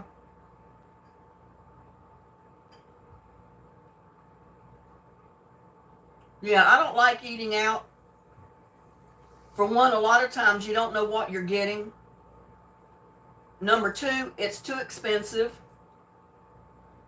I mean, for what some people spend for one meal eating out, depending on if they have someone with them or not, I could buy almost a week's groceries with it if I wanted to eat simple, So, I mean, occasionally I do go out to eat. Let me unplug that. But not very often. Occasionally I'll crave a McDonald's hamburger. So I'll go through their drive-thru and I'll pick up a little cheeseburger with fries and maybe an apple pie off their dollar menu and a drink. And that's my meal, and I don't do that but maybe once every 6 months or so. But don't get me wrong, I could live off of fast food, but I know I don't need to do that.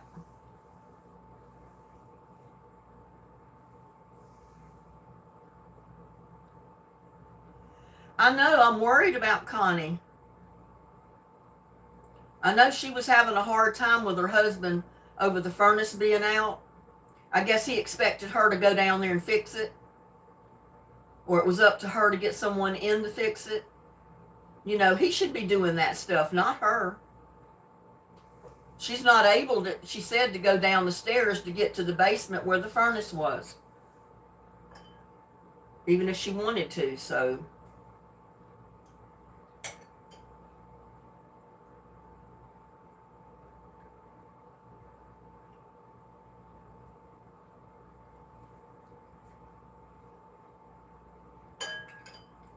I mean, don't get me wrong, some restaurants are good, but like I said, they're too expensive.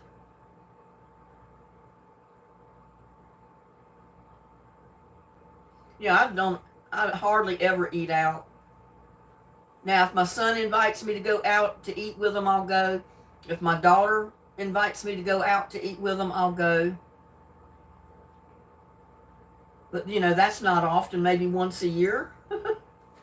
In the last couple of years, we haven't even done that. So I've been eating at my son's house, They've been cooking there, or he's been smoking briskets, or, cooking something there. We don't go out to eat. It's just too expensive. Yeah, health restrictions make it difficult to eat out as well. And if you're trying to lose weight, you don't want to eat out.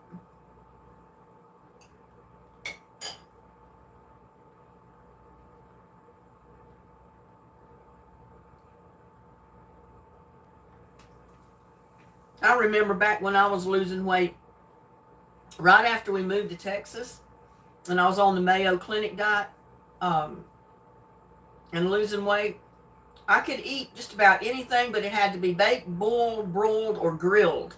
No seasoning added, no salt added. And I had a hard time with that because not every restaurant you go to, you can order anything like that. There was one place we went in Fort Worth years and years ago. They had like a kebab that I ordered for my meal, and I don't remember what the rest of the family got. But that was pretty close to my diet, so I could eat that kebab because it had potatoes, carrots, I think beef, it had shrimp, all different things on that one kebab, and that one kebab was a meal, let me tell you. And it was good.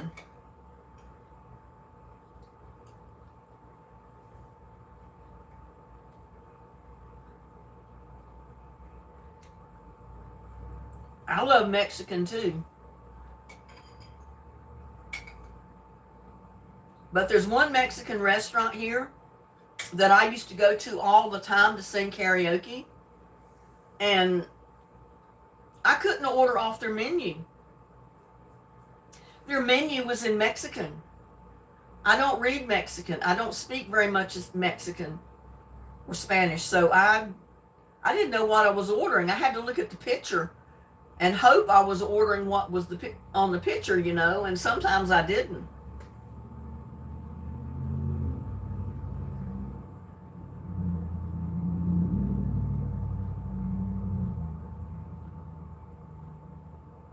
Yeah, I've got that that little Mexican cookbook that I showed in one of my videos that I started using. And I've already been for many, many years fixing the Spanish rice, which was real close to their rice that they fix. And I grew up eating Spanish rice, so that was nothing new to me. I never thought Mexican eating it was, you know, my bloodline is Italian, English, Irish, Scottish, you name it. Nothing to do with Mexico.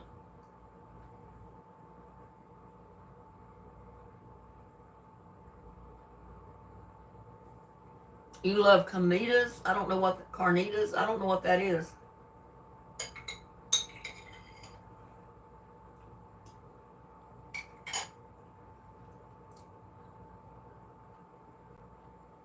Yeah, I was in there one night and I decided I was going to eat dinner before they started doing karaoke. And I looked at the menu. I had no idea what was on that menu. I could not read it. I was looking at pictures. And I pointed to a picture that looked good and they brought it to me. But I'm not sure she brought me what I was pointing to. Because it looked like a big flat plate of potatoes with cheese and some kind of tomato sauce like on it. It was all right, but it was really not something I was wanting. Didn't know I ordered it.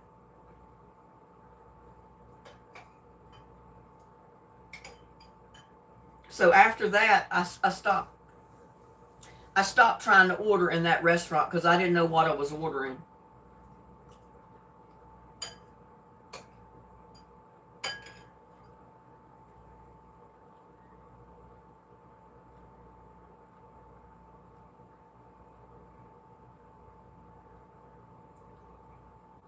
You like East Indian food? Oh, it's a pork dish, Mexican. That's probably good. Oh, that soup's so good.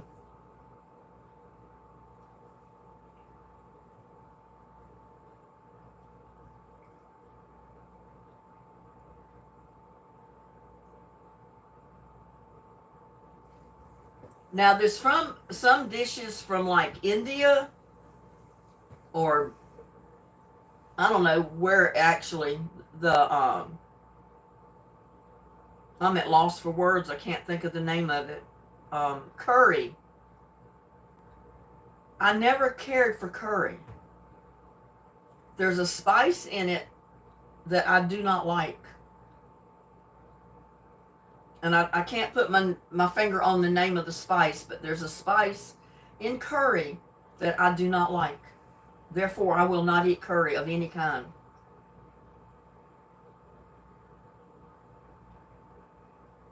Well, you'll have to rewatch it, Susan, and then you can see it. Yeah, I've texted her off and on ever since early this morning. I've texted her last night. And I've still not got a response, and that's not like Connie.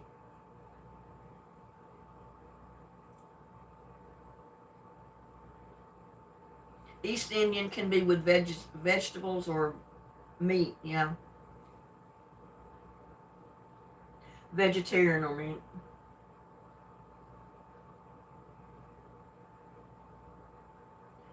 I don't know. I used to, because I had never tried curry before, because that's not something my mom ever cooked. So I decided one time I was going to try some curry.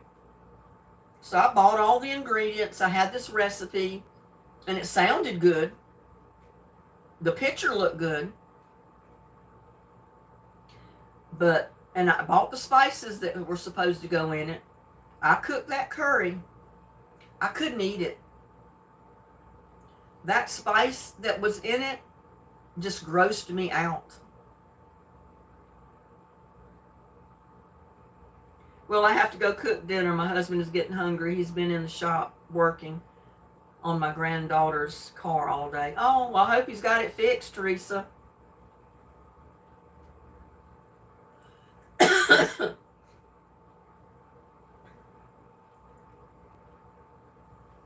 I don't know how long we've been on here. Yeah, it's real spicy, but there is a spice in it that I particularly do not like. And I can't think of the name of it offhand, what that spice is, but I know I do not like it. Well, you have a good dinner, Teresa. We'll hope to see you on our next live, whenever that might be. I haven't decided. I may pop up at any time. Y'all know me. I may not have one scheduled, and all of a sudden I'm live.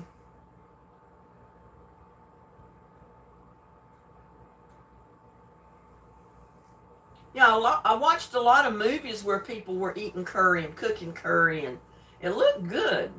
And they made it look good. And then I've heard other people say that they love curry. But no, there's some spices in there that I do not like. I can't handle curry. Yeah, what are you eating tonight, Gladys? Let's do a live every day of the week. Well, I don't know if it'll be cooking live. It may be just a chat. Or maybe some other kind of live. I wanted to do this one because Gladys kept asking me to do a vegetable soup. So I decided I'd go live and do the vegetable soup today. What time would be good, Pause? Mid-afternoon, early, nighttime? What time would be good, you think? It seems like this has been a good time. I got 48 people watching right now. I don't know how many thumbs up I've got. It looks like I got 26 thumbs up. Somebody didn't hit the thumbs up, y'all.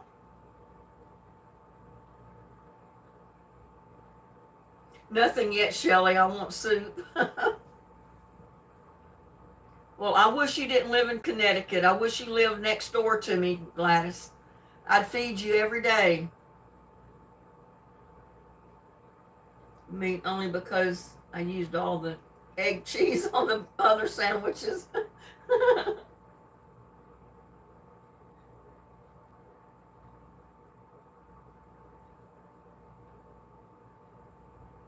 Yeah, I'm going to be on a vegetable soup diet for the next week or till when it's gone, I guess. Which, that's not a bad thing. That's a healthy thing to be on a diet of. Just like cabbage soup.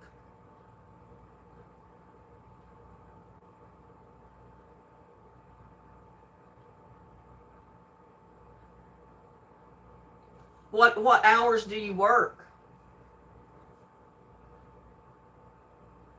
Pause in the garden.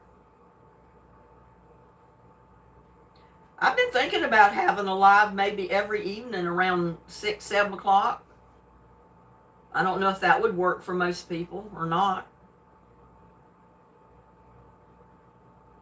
I try to do my videos earlier in the day so I can post them like the next day. And I haven't done a video for tomorrow, so I don't know what I'm going to do.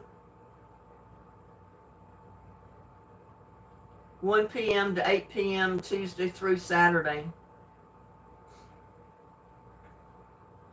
Well, you can make a cabbage soup, and like I could add cabbage to this pot of vegetable soup right now, about a half of a cabbage shredded up, chopped up, and I would have cabbage vegetable soup.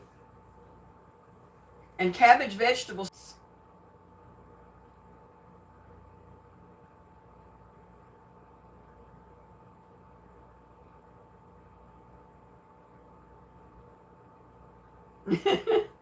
She can come over and help me eat this soup, but you know, she's got a long way to go.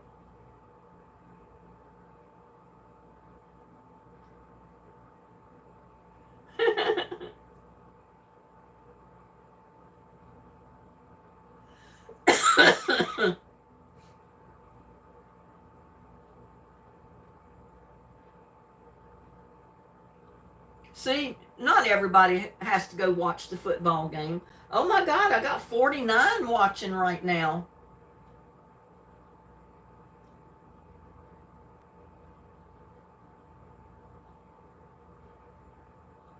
Maybe my next live, I'll come up with all the materials to make my blue jean apron. How about that? I could figure out a way to do the camera kind of like I've done now, because I usually have to put my sewing machine on my kitchen table to sew. So I could set it up kind of similar to what I've got and make my blue jean apron.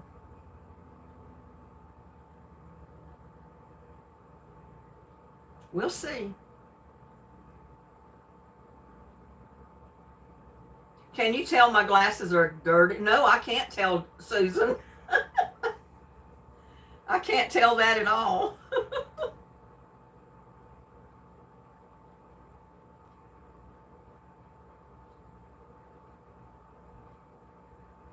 I might have to shred up some cabbage and add it to my vegetable soup. That would really make it a diet soup.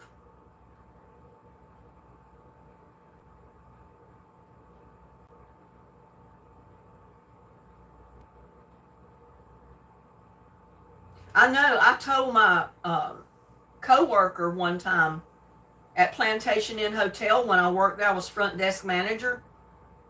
He wanted to lose weight. And he said, I just don't know how to do it.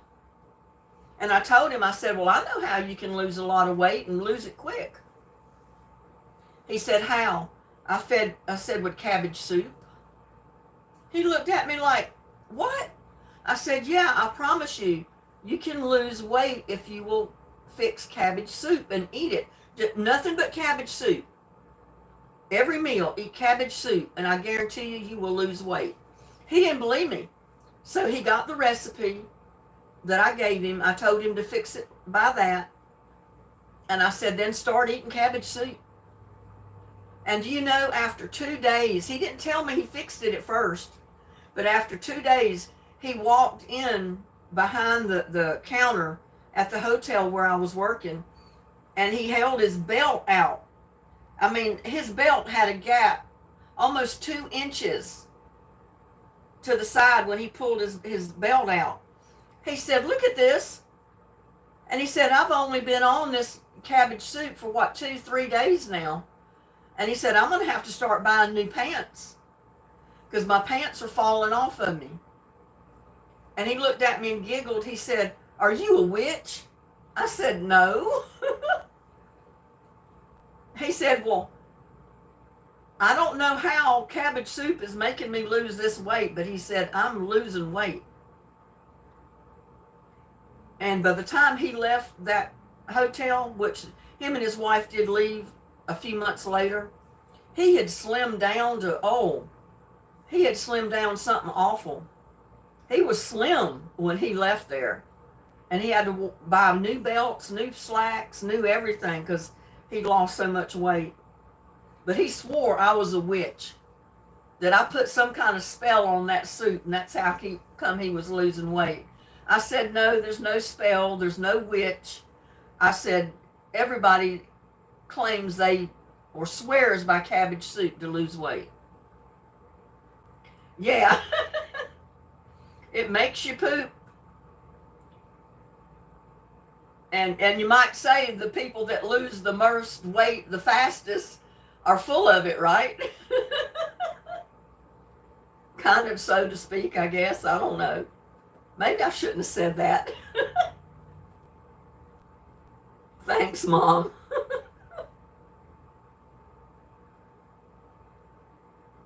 Do you gain it back? You don't gain it back if you're careful. Keep cabbage soup in your diet. Don't overeat other foods. Don't overeat sweet foods and, stuff like that. Eat sensibly to keep the weight off, and you shouldn't gain it back. But you got to keep the soup in your diet. Like they said Dolly Parton do, you got to eat it like 3 or 4 times a week at least. Yeah, that's what I thought, Shelley, but I didn't tell him that. I hope he doesn't ever see this live. Which I probably would never see him. After they left the hotel, I never saw them again. I don't know where they ended up. But it does help you keep the weight off. And it's a good dish for vegetarians to eat a vegetable soup like this. It's really good. You don't mind eating just vegetables because it tastes good.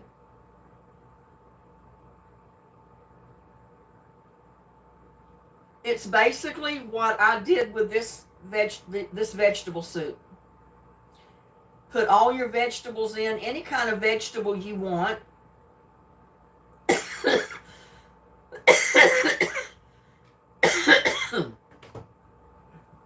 Let me get a drink. Talking too much. There's really not a set recipe. Put equal parts of cabbage to like green beans, peas, carrots, lima beans, corn, any kind of vegetable you want to put in it. Just try to put equal parts of each one. You can even go a little over with the cabbage if you want. Your tomatoes, you can put a few seasonings in it. You don't want to overdo it with seasonings either. But like garlic, onion, the chicken broth, or you can use a beef broth, either one. And make your soup and eat it. That's it. He said he couldn't believe something so simple let him lose weight. But once he started dropping, he kept on. Even after his stomach was down, he kept on losing weight. And I'm someone to talk. Look at this.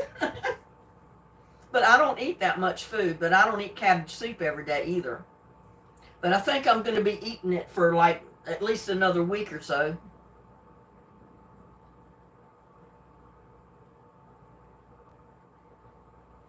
I've got 2 heads of cabbage. And like I said, I might cut one in half and chop up half of that head of cabbage and put it in my soup. And make me my cabbage vegetable soup. I didn't even think about doing that when I made the vegetable soup, but yeah, all you have to do is add the cabbage and, cook the cabbage. And you got it.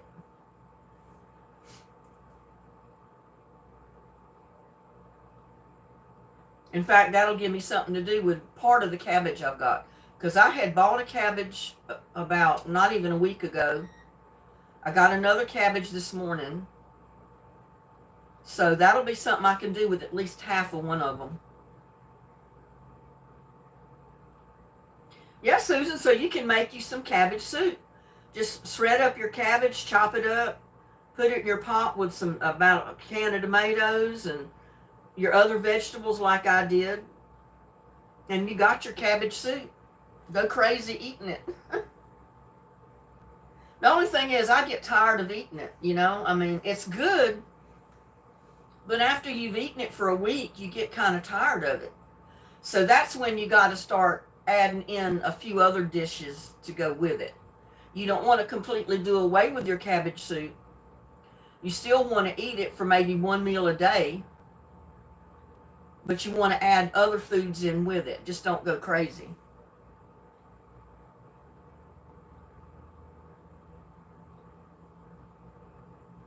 Yeah, I've heard the same thing too, Susan.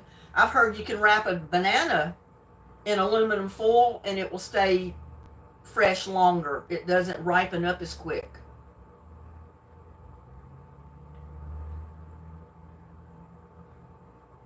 Just keep adding vegetables and cabbage and keep it going. Exactly, Shelley. That's exactly right. Leeks, you can put leeks in there. That's the next thing to a onion. My uncle was famous for leeks.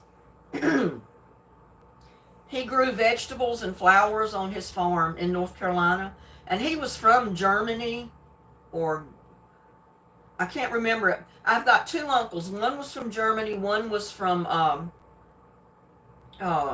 Russia, I think. He was from one or the other, but he ordered the seed from his hometown, his home country, had the leek seeds shipped to the United States for him to plant on his farm.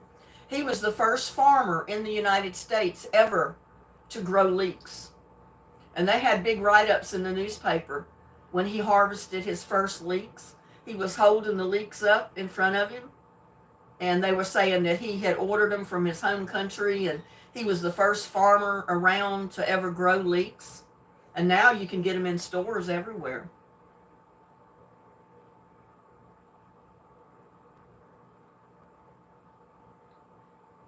Yeah, they're like an onion, Susan. They're kind of like a gigantic green onion. They get really big.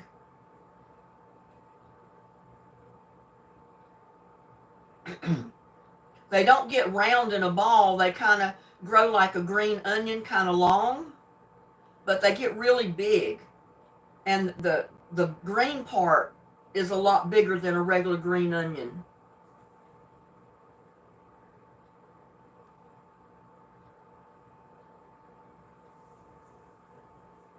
I like stuffed peppers, but stuffed cabbage instead.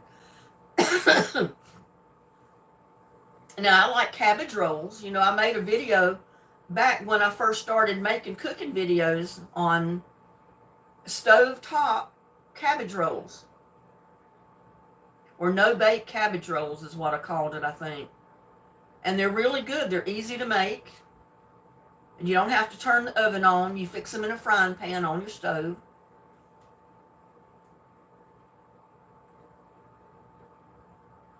Yeah, I buy them once in a long while, but leeks are expensive, I found. I think one great big leek is like $3 or $4 for just one of them.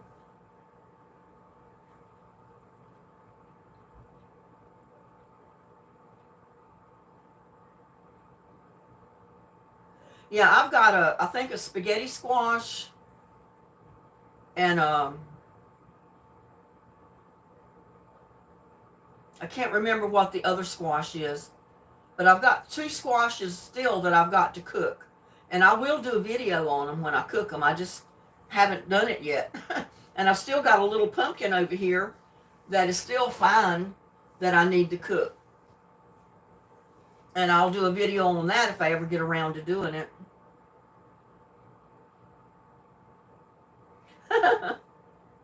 Thought I was just a great big onion.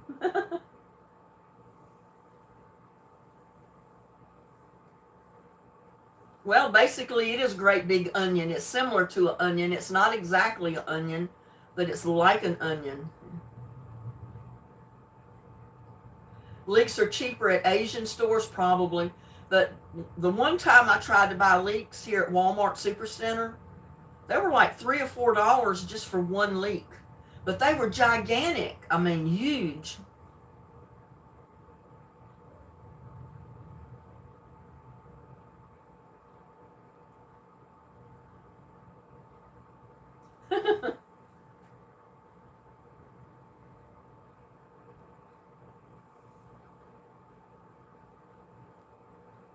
I talk to people in line and down the aisles.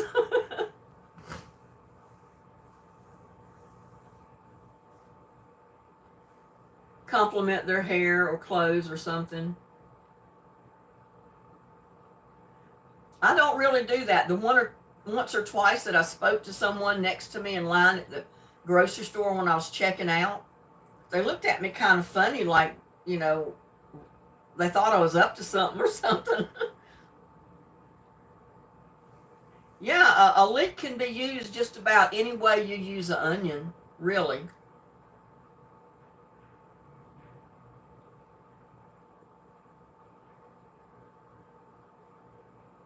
I'm going shopping Wednesday, so come on up and go with us.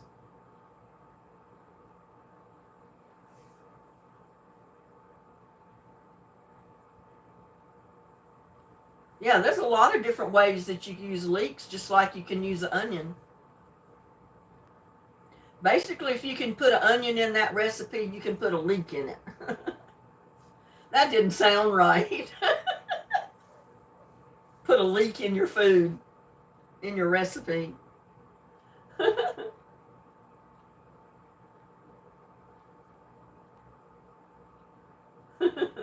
Yeah, I know that, Susan.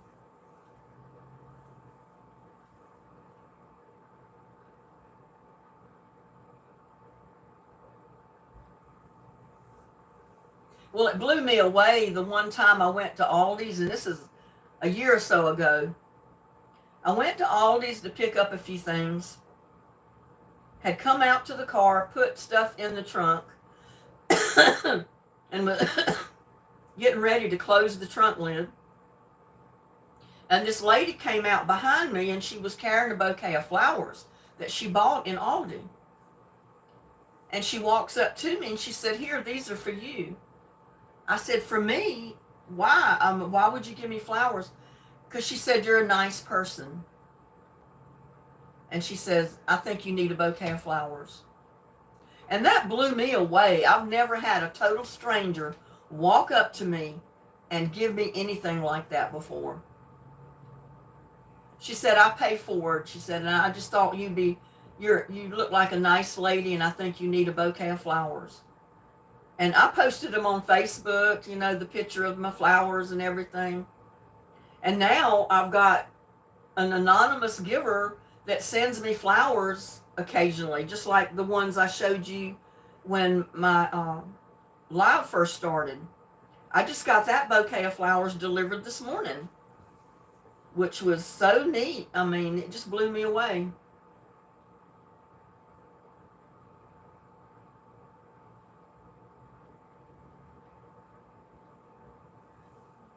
Susan, do you and Shelly live close together that you can go shopping together? Or are you going to shop together through live chat? How we can get you two?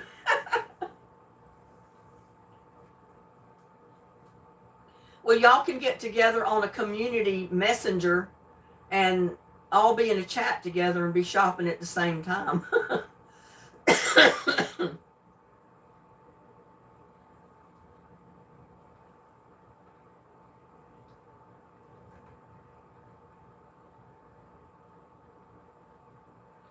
It says, "Susan, if you take my mom," and I know she means Gladys, "you got to come get me."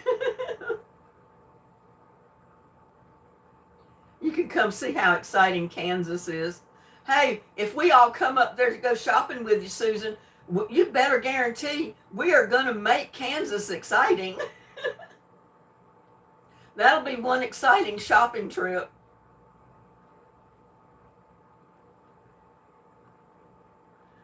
My car isn't that big.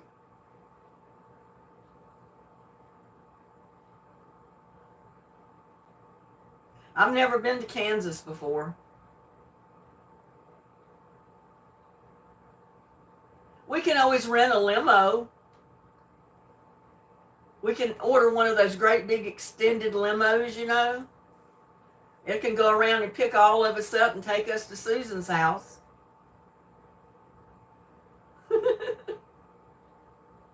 Shelley's in.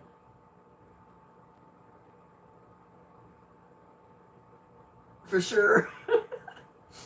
That'll be one exciting Kansas shopping trip. Rent a van. I'd rather rent a limo because I want a driver to drive me around. You don't know of any strippers, though? Well, we don't need a stripper, but we need a chauffeured limousine. One of those stretch limousines to go around and pick us all up. See, that's why we can chat and party in the back while we got a driver up front paying attention to the traffic.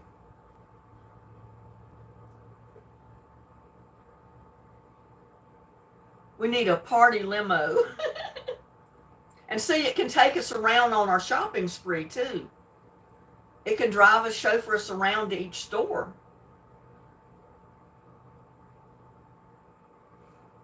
Can we go see some G-strings? That would make my day.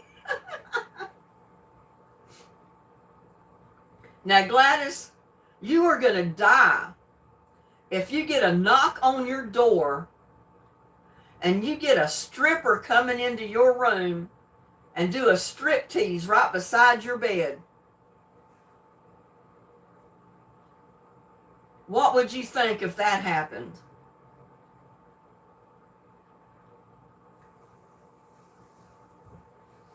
Because you know, just about every place in the country's got strippers that you can pay to go make house calls.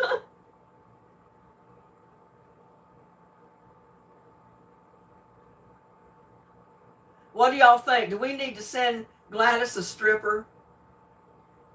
We can send one dressed as a cop or something and knock on her door and make her think she's in trouble and then start stripping. Gladys would die. Gladys would absolutely die.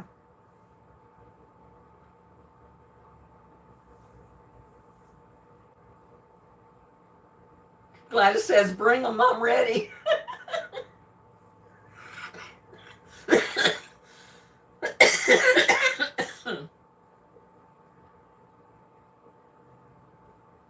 I don't know how much.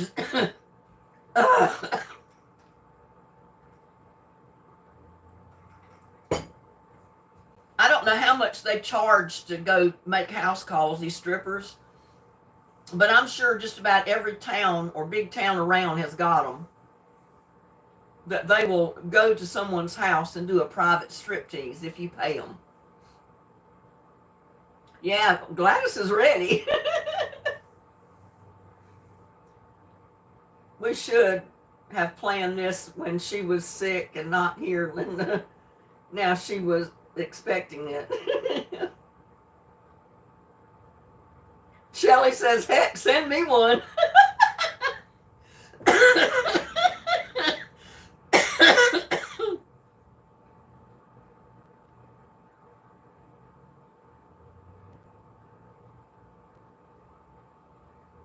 Paul says, okay, how do I get a hold of one? I will send one. LOL. You have to find out where the closest strip club is, probably around that area. I'm sure there's a stripper in there that would love to go to Gladys's house and strip for her if the price is right.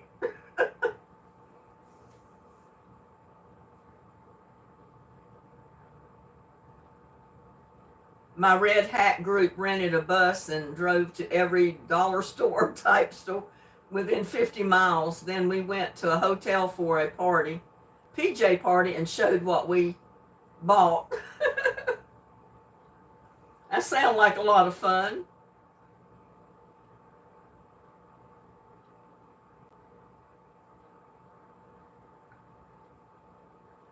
Yeah, I started laughing. I got so tickled. This was a laugh that was coming from way down in here. That's why it was making me cough. I don't know about Connecticut, but if you pay someone, they would do it. Yeah. There's not many people that wouldn't. Even if they were not a stripper, hey, they'd put on a G-string and put their clothes on top and go in there and start dancing and strip if they wanted to make money. Living Life Loving says 23 years ago, my girls hired a stripper for my bachelorette party that cost $200 for 30 minutes. There you go. I went to Nashville with a tour once for fanfare.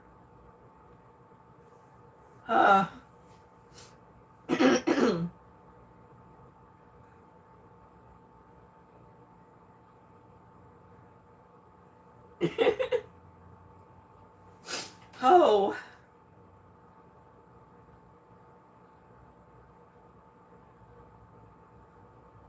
"30 miles from where Elvis was born. Northwestern corner." How long have we been on here? Do y'all know? Can you see? It shows that we've been on here for 2 hours at least, but I don't know anything about how much over that. I don't want to keep you on here all day.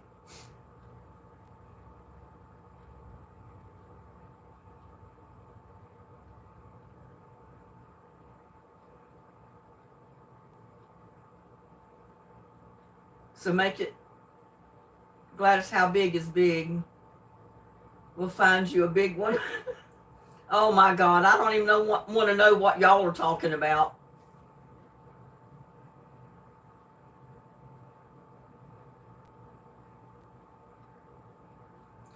Did y'all see my report? Report on what, Susan? He's got to be very good looking. Of my dogs will bite him.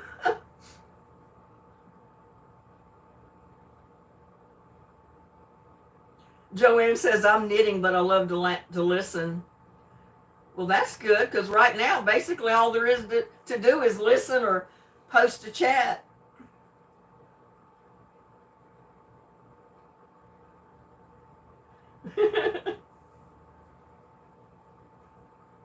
Who knew vegetable soup could be so much fun to make?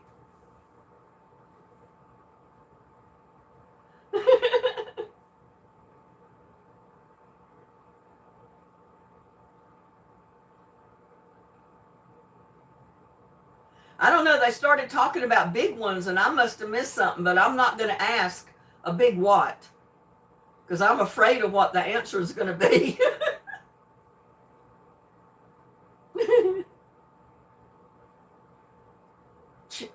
Chiefs won and are coming to the. Yeah, okay. Go Chiefs.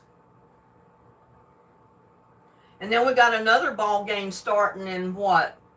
About 10 minutes? Finished one just in time to take a 10-minute break to get the next one started. He's going to be flying a helicopter into Gladys's room.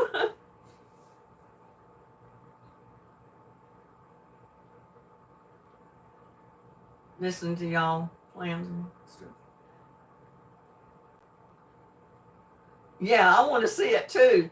I'd love to see Gladys' reaction if she was totally surprised with a stripper showing up and dancing around her bedroom or around her bed, probably even getting up in the bed with her.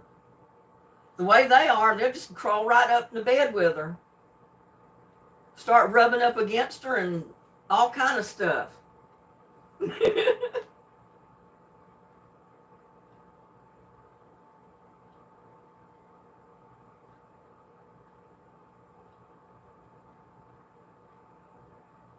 Well, I forgot who plays the game that starts at 5:30. Does anybody know who plays at 5:30 in 10 minutes? I love football, but don't watch anymore since George now. Well, I like football, but I don't like to just sit there and watch it from beginning to end because I get bored, if that makes sense. If the game moved a little faster, I wouldn't mind sitting there watching it, but I get kind of anxious. And unless they're really moving and scoring or doing touchdowns or tackling, I get bored with it. I mean, I love football. Lions and 49ers. I thought it was 49ers were playing, but I forgot who they were playing against.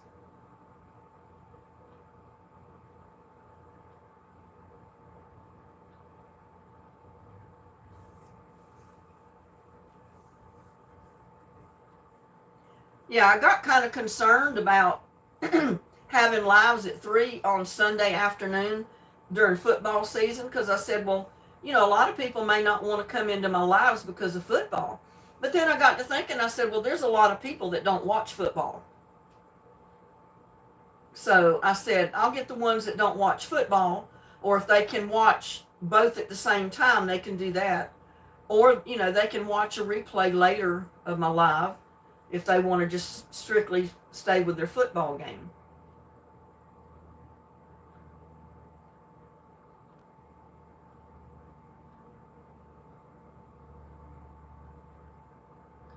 Nothing better than watching a cowboy dance.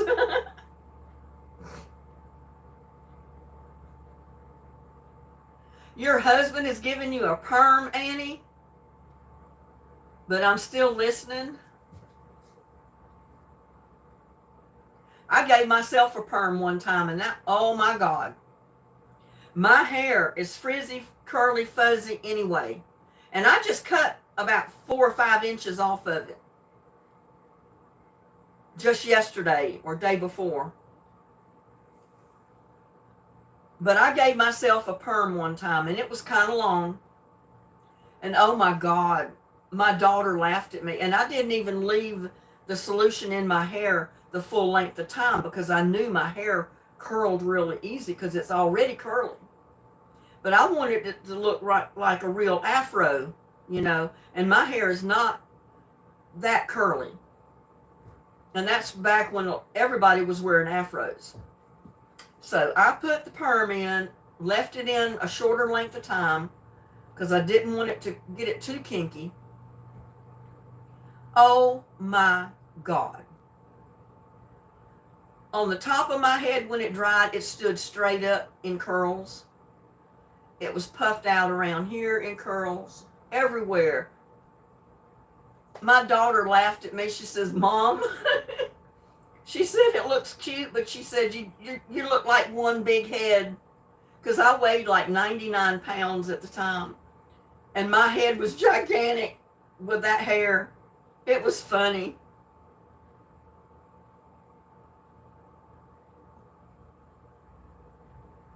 I had an afro then for a long time. I've never put a permanent in my hair since either. Every bit of curl that's in my hair is natural, and it's naturally frizzy curly. The more humid the climate is, the curlier my hair gets.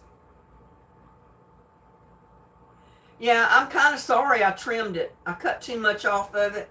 And then after I cut it, I was sorry I did. Because here a couple of weeks ago, I had trimmed it, and that was enough. I should have left it alone. Susan said, you're going to make me pee.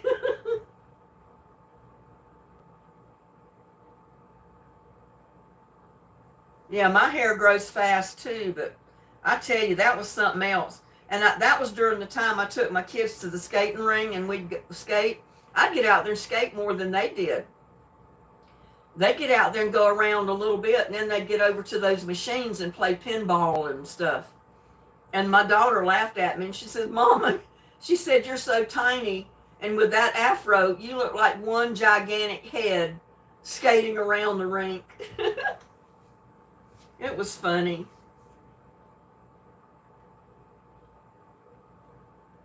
I keep brushing mine out. I don't know what it is with these brushes they make nowadays. They're so stiff that when I shampoo my hair and brush my hair out, I brush half my hair out. I can feel it breaking. It's almost like it goes ping. I don't know if they're brushes that come from China and they're designed especially to cause our hair to be pulled out or what.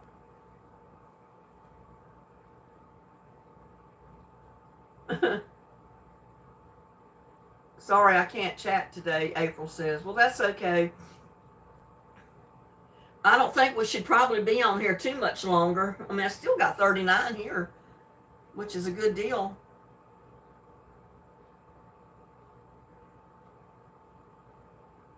But you got to come over here. We're not coming over there.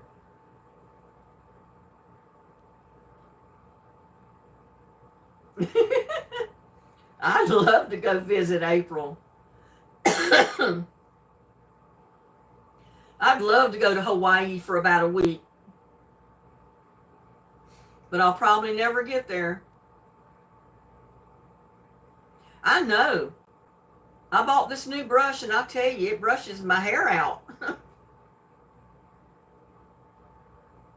Yeah, no doubt, Susan.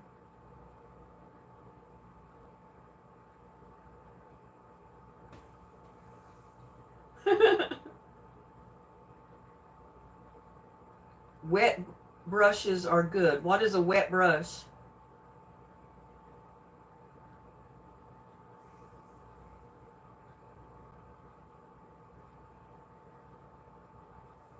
Yeah, the brush I had was so soft it was hard to brush my hair. But then I went from one extreme to the other. This brush is so hard that it pulls my hair out.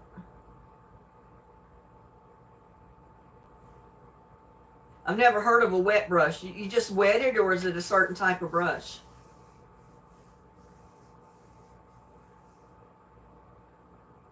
String.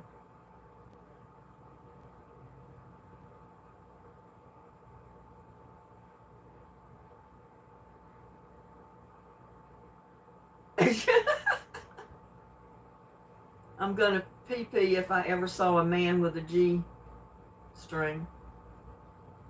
Oh, that was what it was. You misspelled string, so you put string back up there. I had missed your previous comment, Gladys.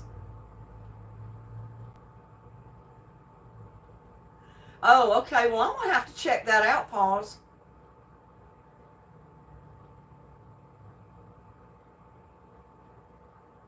I'm no doubt on that. All the Italians love to wear Speedos. I hope they're good-looking men, at least, to look at.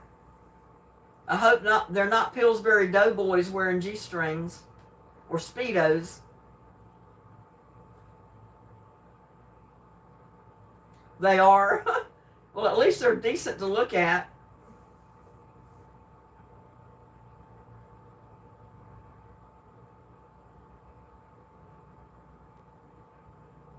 They have messy hair. Well, if you were on that surfboard going through that salt water and having that wind blow through your hair, you'd probably have messy hair too. I have thick curly hair past my hips. I am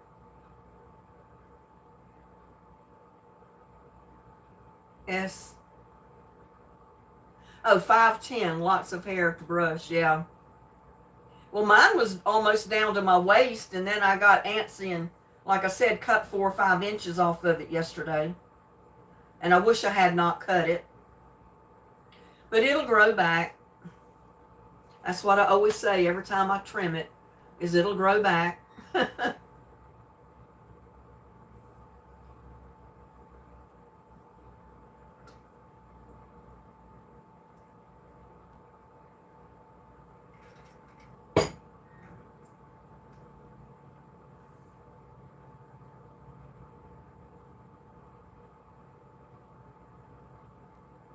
Italian stallions. They have very nice skin. Oh, April, we see what you're doing. It's not your work. It's not your animals. It's not your stray dog that's keeping you occupied.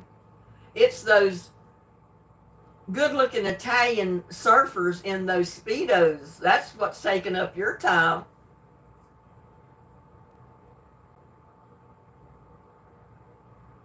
You get 6 inches cut off every year around my birthday in May.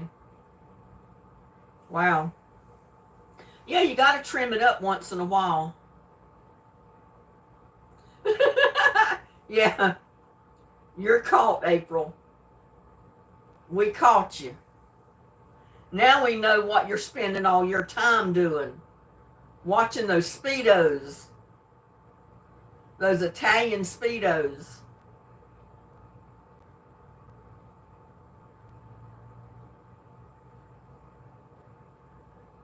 Eat one for me, Teresa.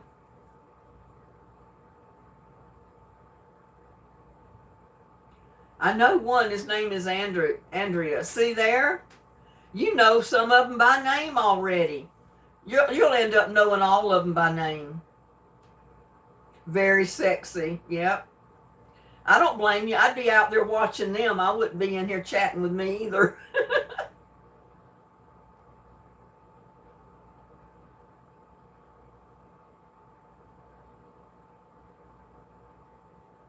Yep, they're glued to them Speedos. She's gardening for a reason. She can always look over the garden and see the Speedos, right?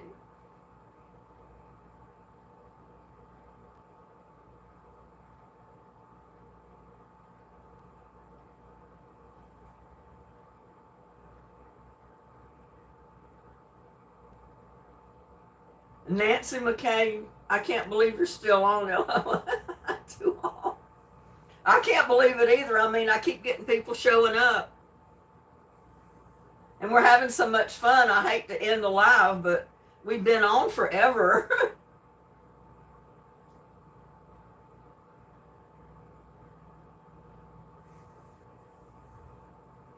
But it's good we're having a good chat. You know, we're laughing, we're cutting up, we're talking. It makes my day. Vitamin E is real good to take for your hair as well. Vitamin E is good for your nails and your hair, and I take vitamin E every day. I get mine in, it's a gel capsule.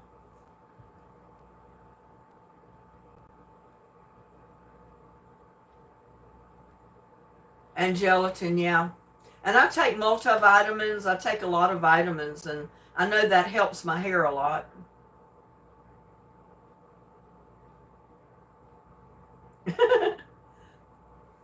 We've been laughing and cutting up all through making my pot of vegetable soup.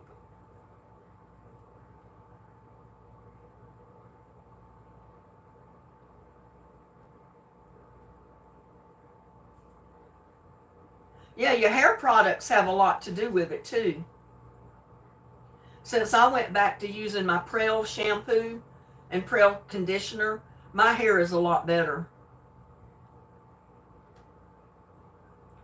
I have to be careful with the shampoos and conditioners I use because I'm allergic to the perfumes and stuff in most of them. And the Prel does not have all the perfume and stuff in it. So I think mine was like $18 for a bottle of shampoo and a bottle of conditioner together. 2 bottles. And I had to order it because Walmart doesn't stock it on the shelf. So I always have to order it. But it's worth it because I have really dry skin, especially out here in Texas. And using this chemical treated water is the worst for your skin. So I really need that particular shampoo and conditioner for my hair. I had a gentleman come to my door yesterday wanting to come in and talk to me about water purification, water filters and stuff. And he said, we come around every so often and test everybody's water. I said, I'm not interested. I've had people come in and do that before.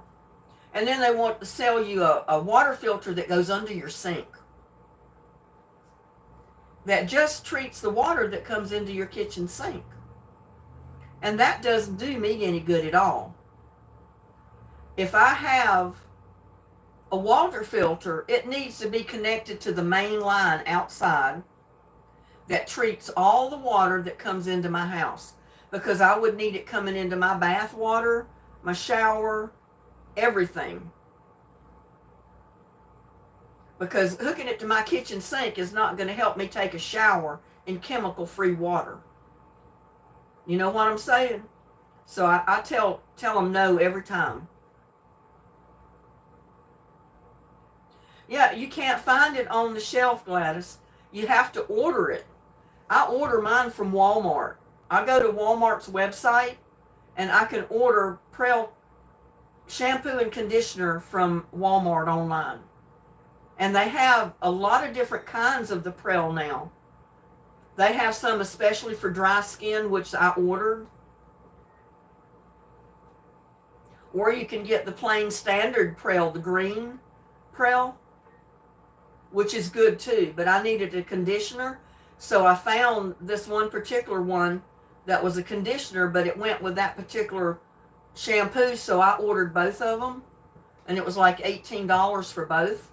But it's well worth it.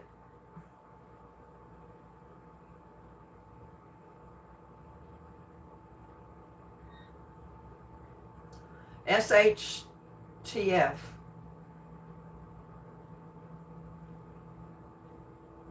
Yeah, Gladys, go on Walmart's website and look up Prel shampoo and conditioner. And they've got several different types of the Prel shampoo now.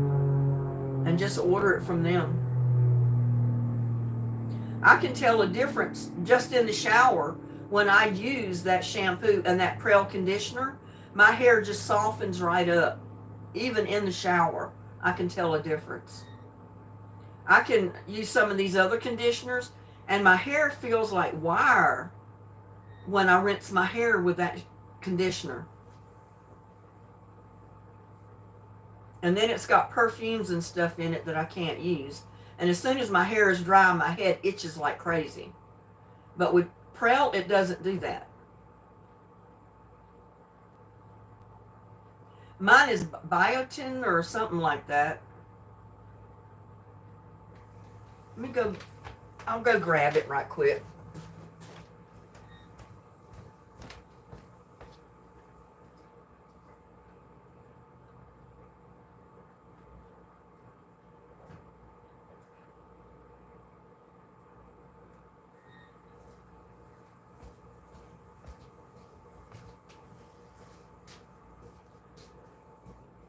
This is the shampoo, and it's Prel.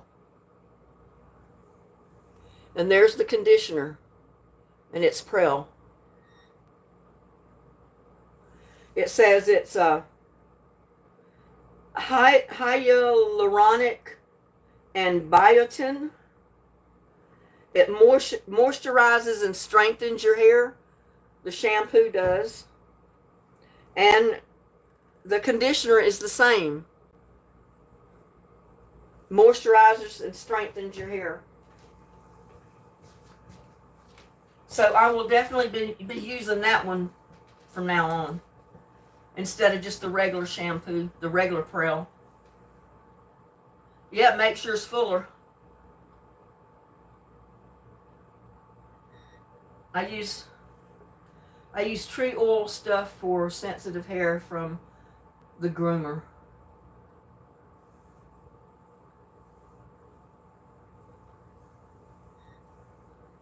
You know, even when I used to go to the beauty shop, I told them I had extremely dry hair, and I was allergic to a lot of shampoos.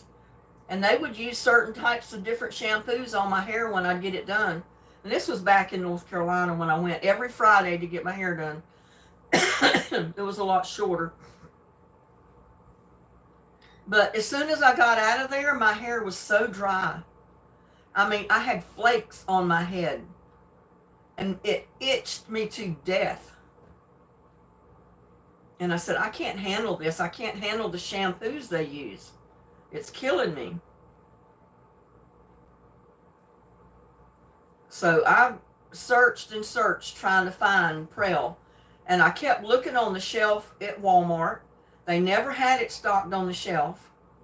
And I asked the sales reps, I said, where is your Prel shampoo? I said, the website shows that you have it in stock in the store, but you don't ever see it on the shelf. And she said, well, I don't know. These are all the shampoos and conditioners right here, so I guess we don't have it in stock.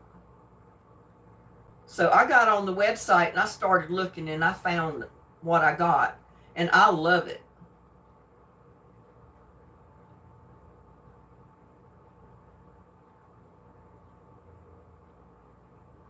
Right. And when I always got my hair done, I always put you under the hair dryer, and that dries my skin out even more. When I shampoo my hair, I do not blow dry it. I just comb it down and let it dry naturally, because it dries my head out so bad.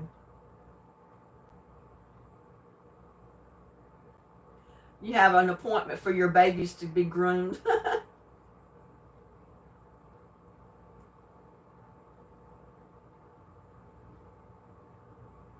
Yeah, I know. You need an real easy cut to where when you go home, you can shampoo it and just maybe run your fingers through your hair, and it's styled. You don't have to do a lot of extravagant things to it.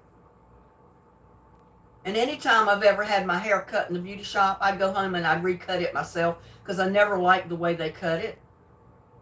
It didn't do right when I shampooed it. So I'd end up trimming it all up myself after that. So I said, finally, I'm not doing this anymore. Why spend money at the beauty shop? Let them fix my hair, and then I go home and redo it all over again.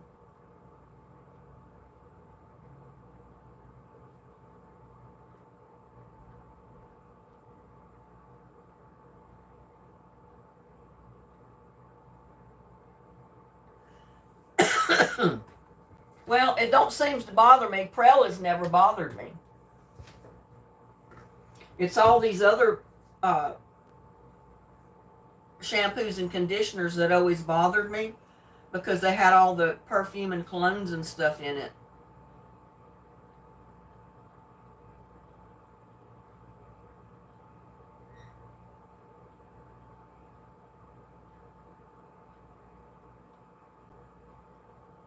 Lord, it's got a long list of ingredients, but it says biotin shampoo is strengthening and moisturizing system for that combines two powerhouse ingredients to stimulate keratin production and provide hydration to parched strands.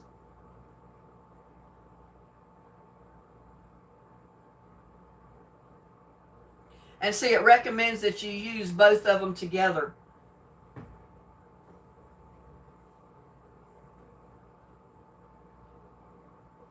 And it says the Prel Hydronic Biotin Conditioner it strengthens, hydrates, that combines two powerhouse ingredients to stimulate keratin production and provide moisture to parched strands the same way.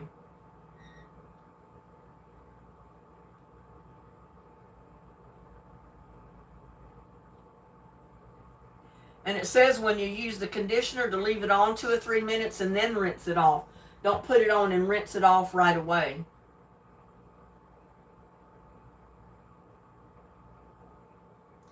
So yeah, since I found this Prel, this is what I'm going to be using as long as I can get it.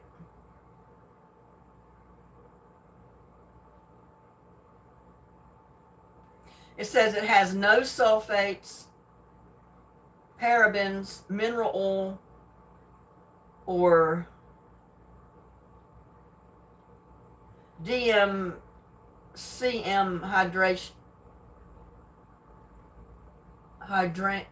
hydration or something. And it's good for all types of hair, it says.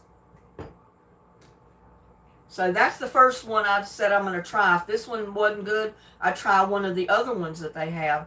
But when I saw that this one was a moisturizing, strengthening shampoo and conditioner, I said, that's really what I need right there. And I've noticed when I comb or brush my hair out after I shampoo it, I'm not brushing out or combing out as much hair anymore either.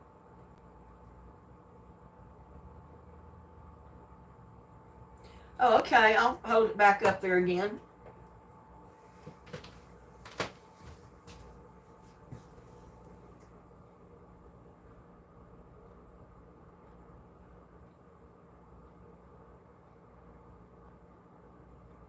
It's got a glare on it, looks like. I'm trying to get the glare off of it, but I don't know if I can.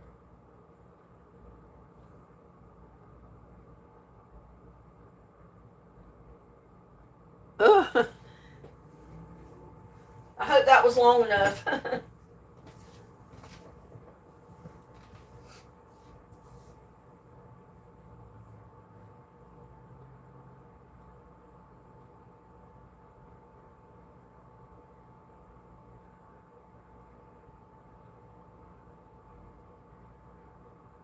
Yeah, I noticed you didn't have to use a whole lot of this.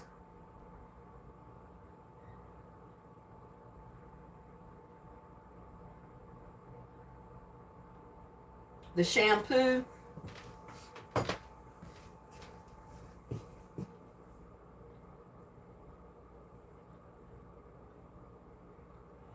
It's got a glare on it. I'm sorry about that. I don't know how to show it without the glare.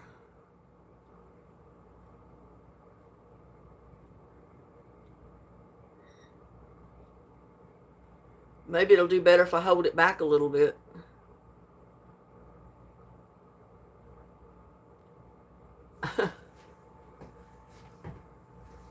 But that's the best I've found so far.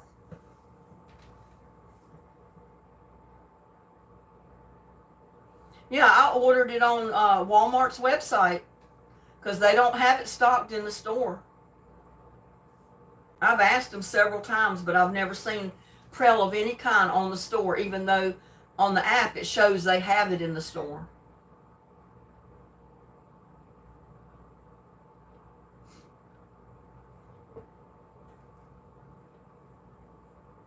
Yeah, for many years, all you could get was the regular Prel that was green. And that's what I used as a kid growing up, was that Prel. And I never had a problem with my hair.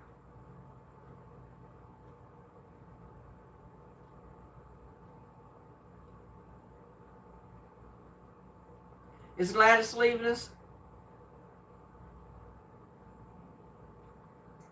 Okay, Gladys. Well, I'm going to be off of here too. We've been on here for a long, long time today. But we've been having fun. We've been chatting girl talk and joking around and kidding. And I'm sure glad you came, Gladys, because I did this one for you.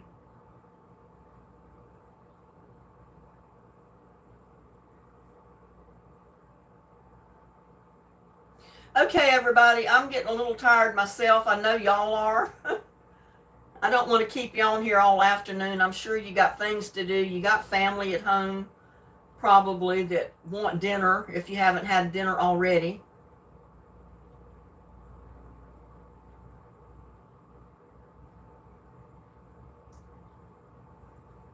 Google each ingredient and make sure it's not a form of word for formaldehyde. Yeah, I'll do that. It's got a lot of ingredients in it, though. I don't know. I don't think that Prel would have anything like formaldehyde in it.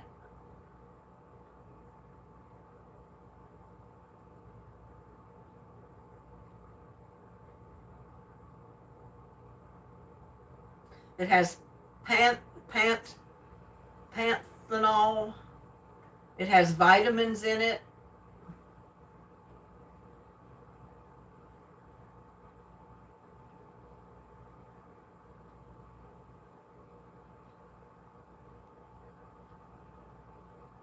It's got something that says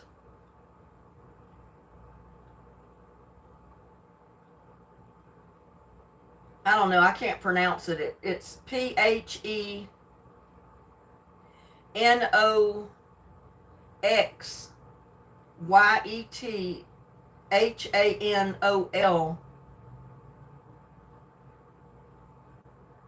That's the only thing that I'd question right there that looks anything like formaldehyde or anything, but I don't think that's formaldehyde.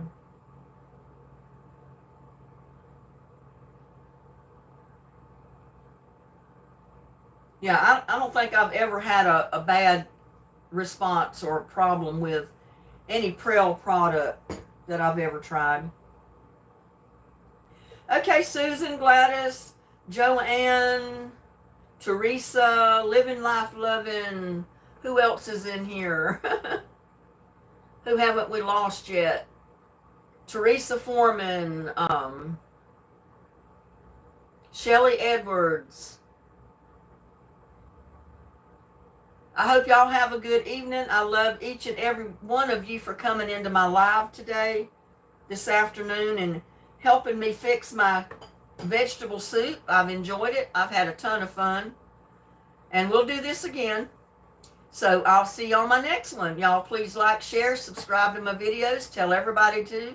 And above all, watch my videos. Y'all have a blessed day. Or have a blessed night. Now you can watch the football game on tonight. I'm not, but y'all might want to. I might flip over there and check the score once in a while, but that'll be about all. So, see you on my next one. Bye now. Love y'all.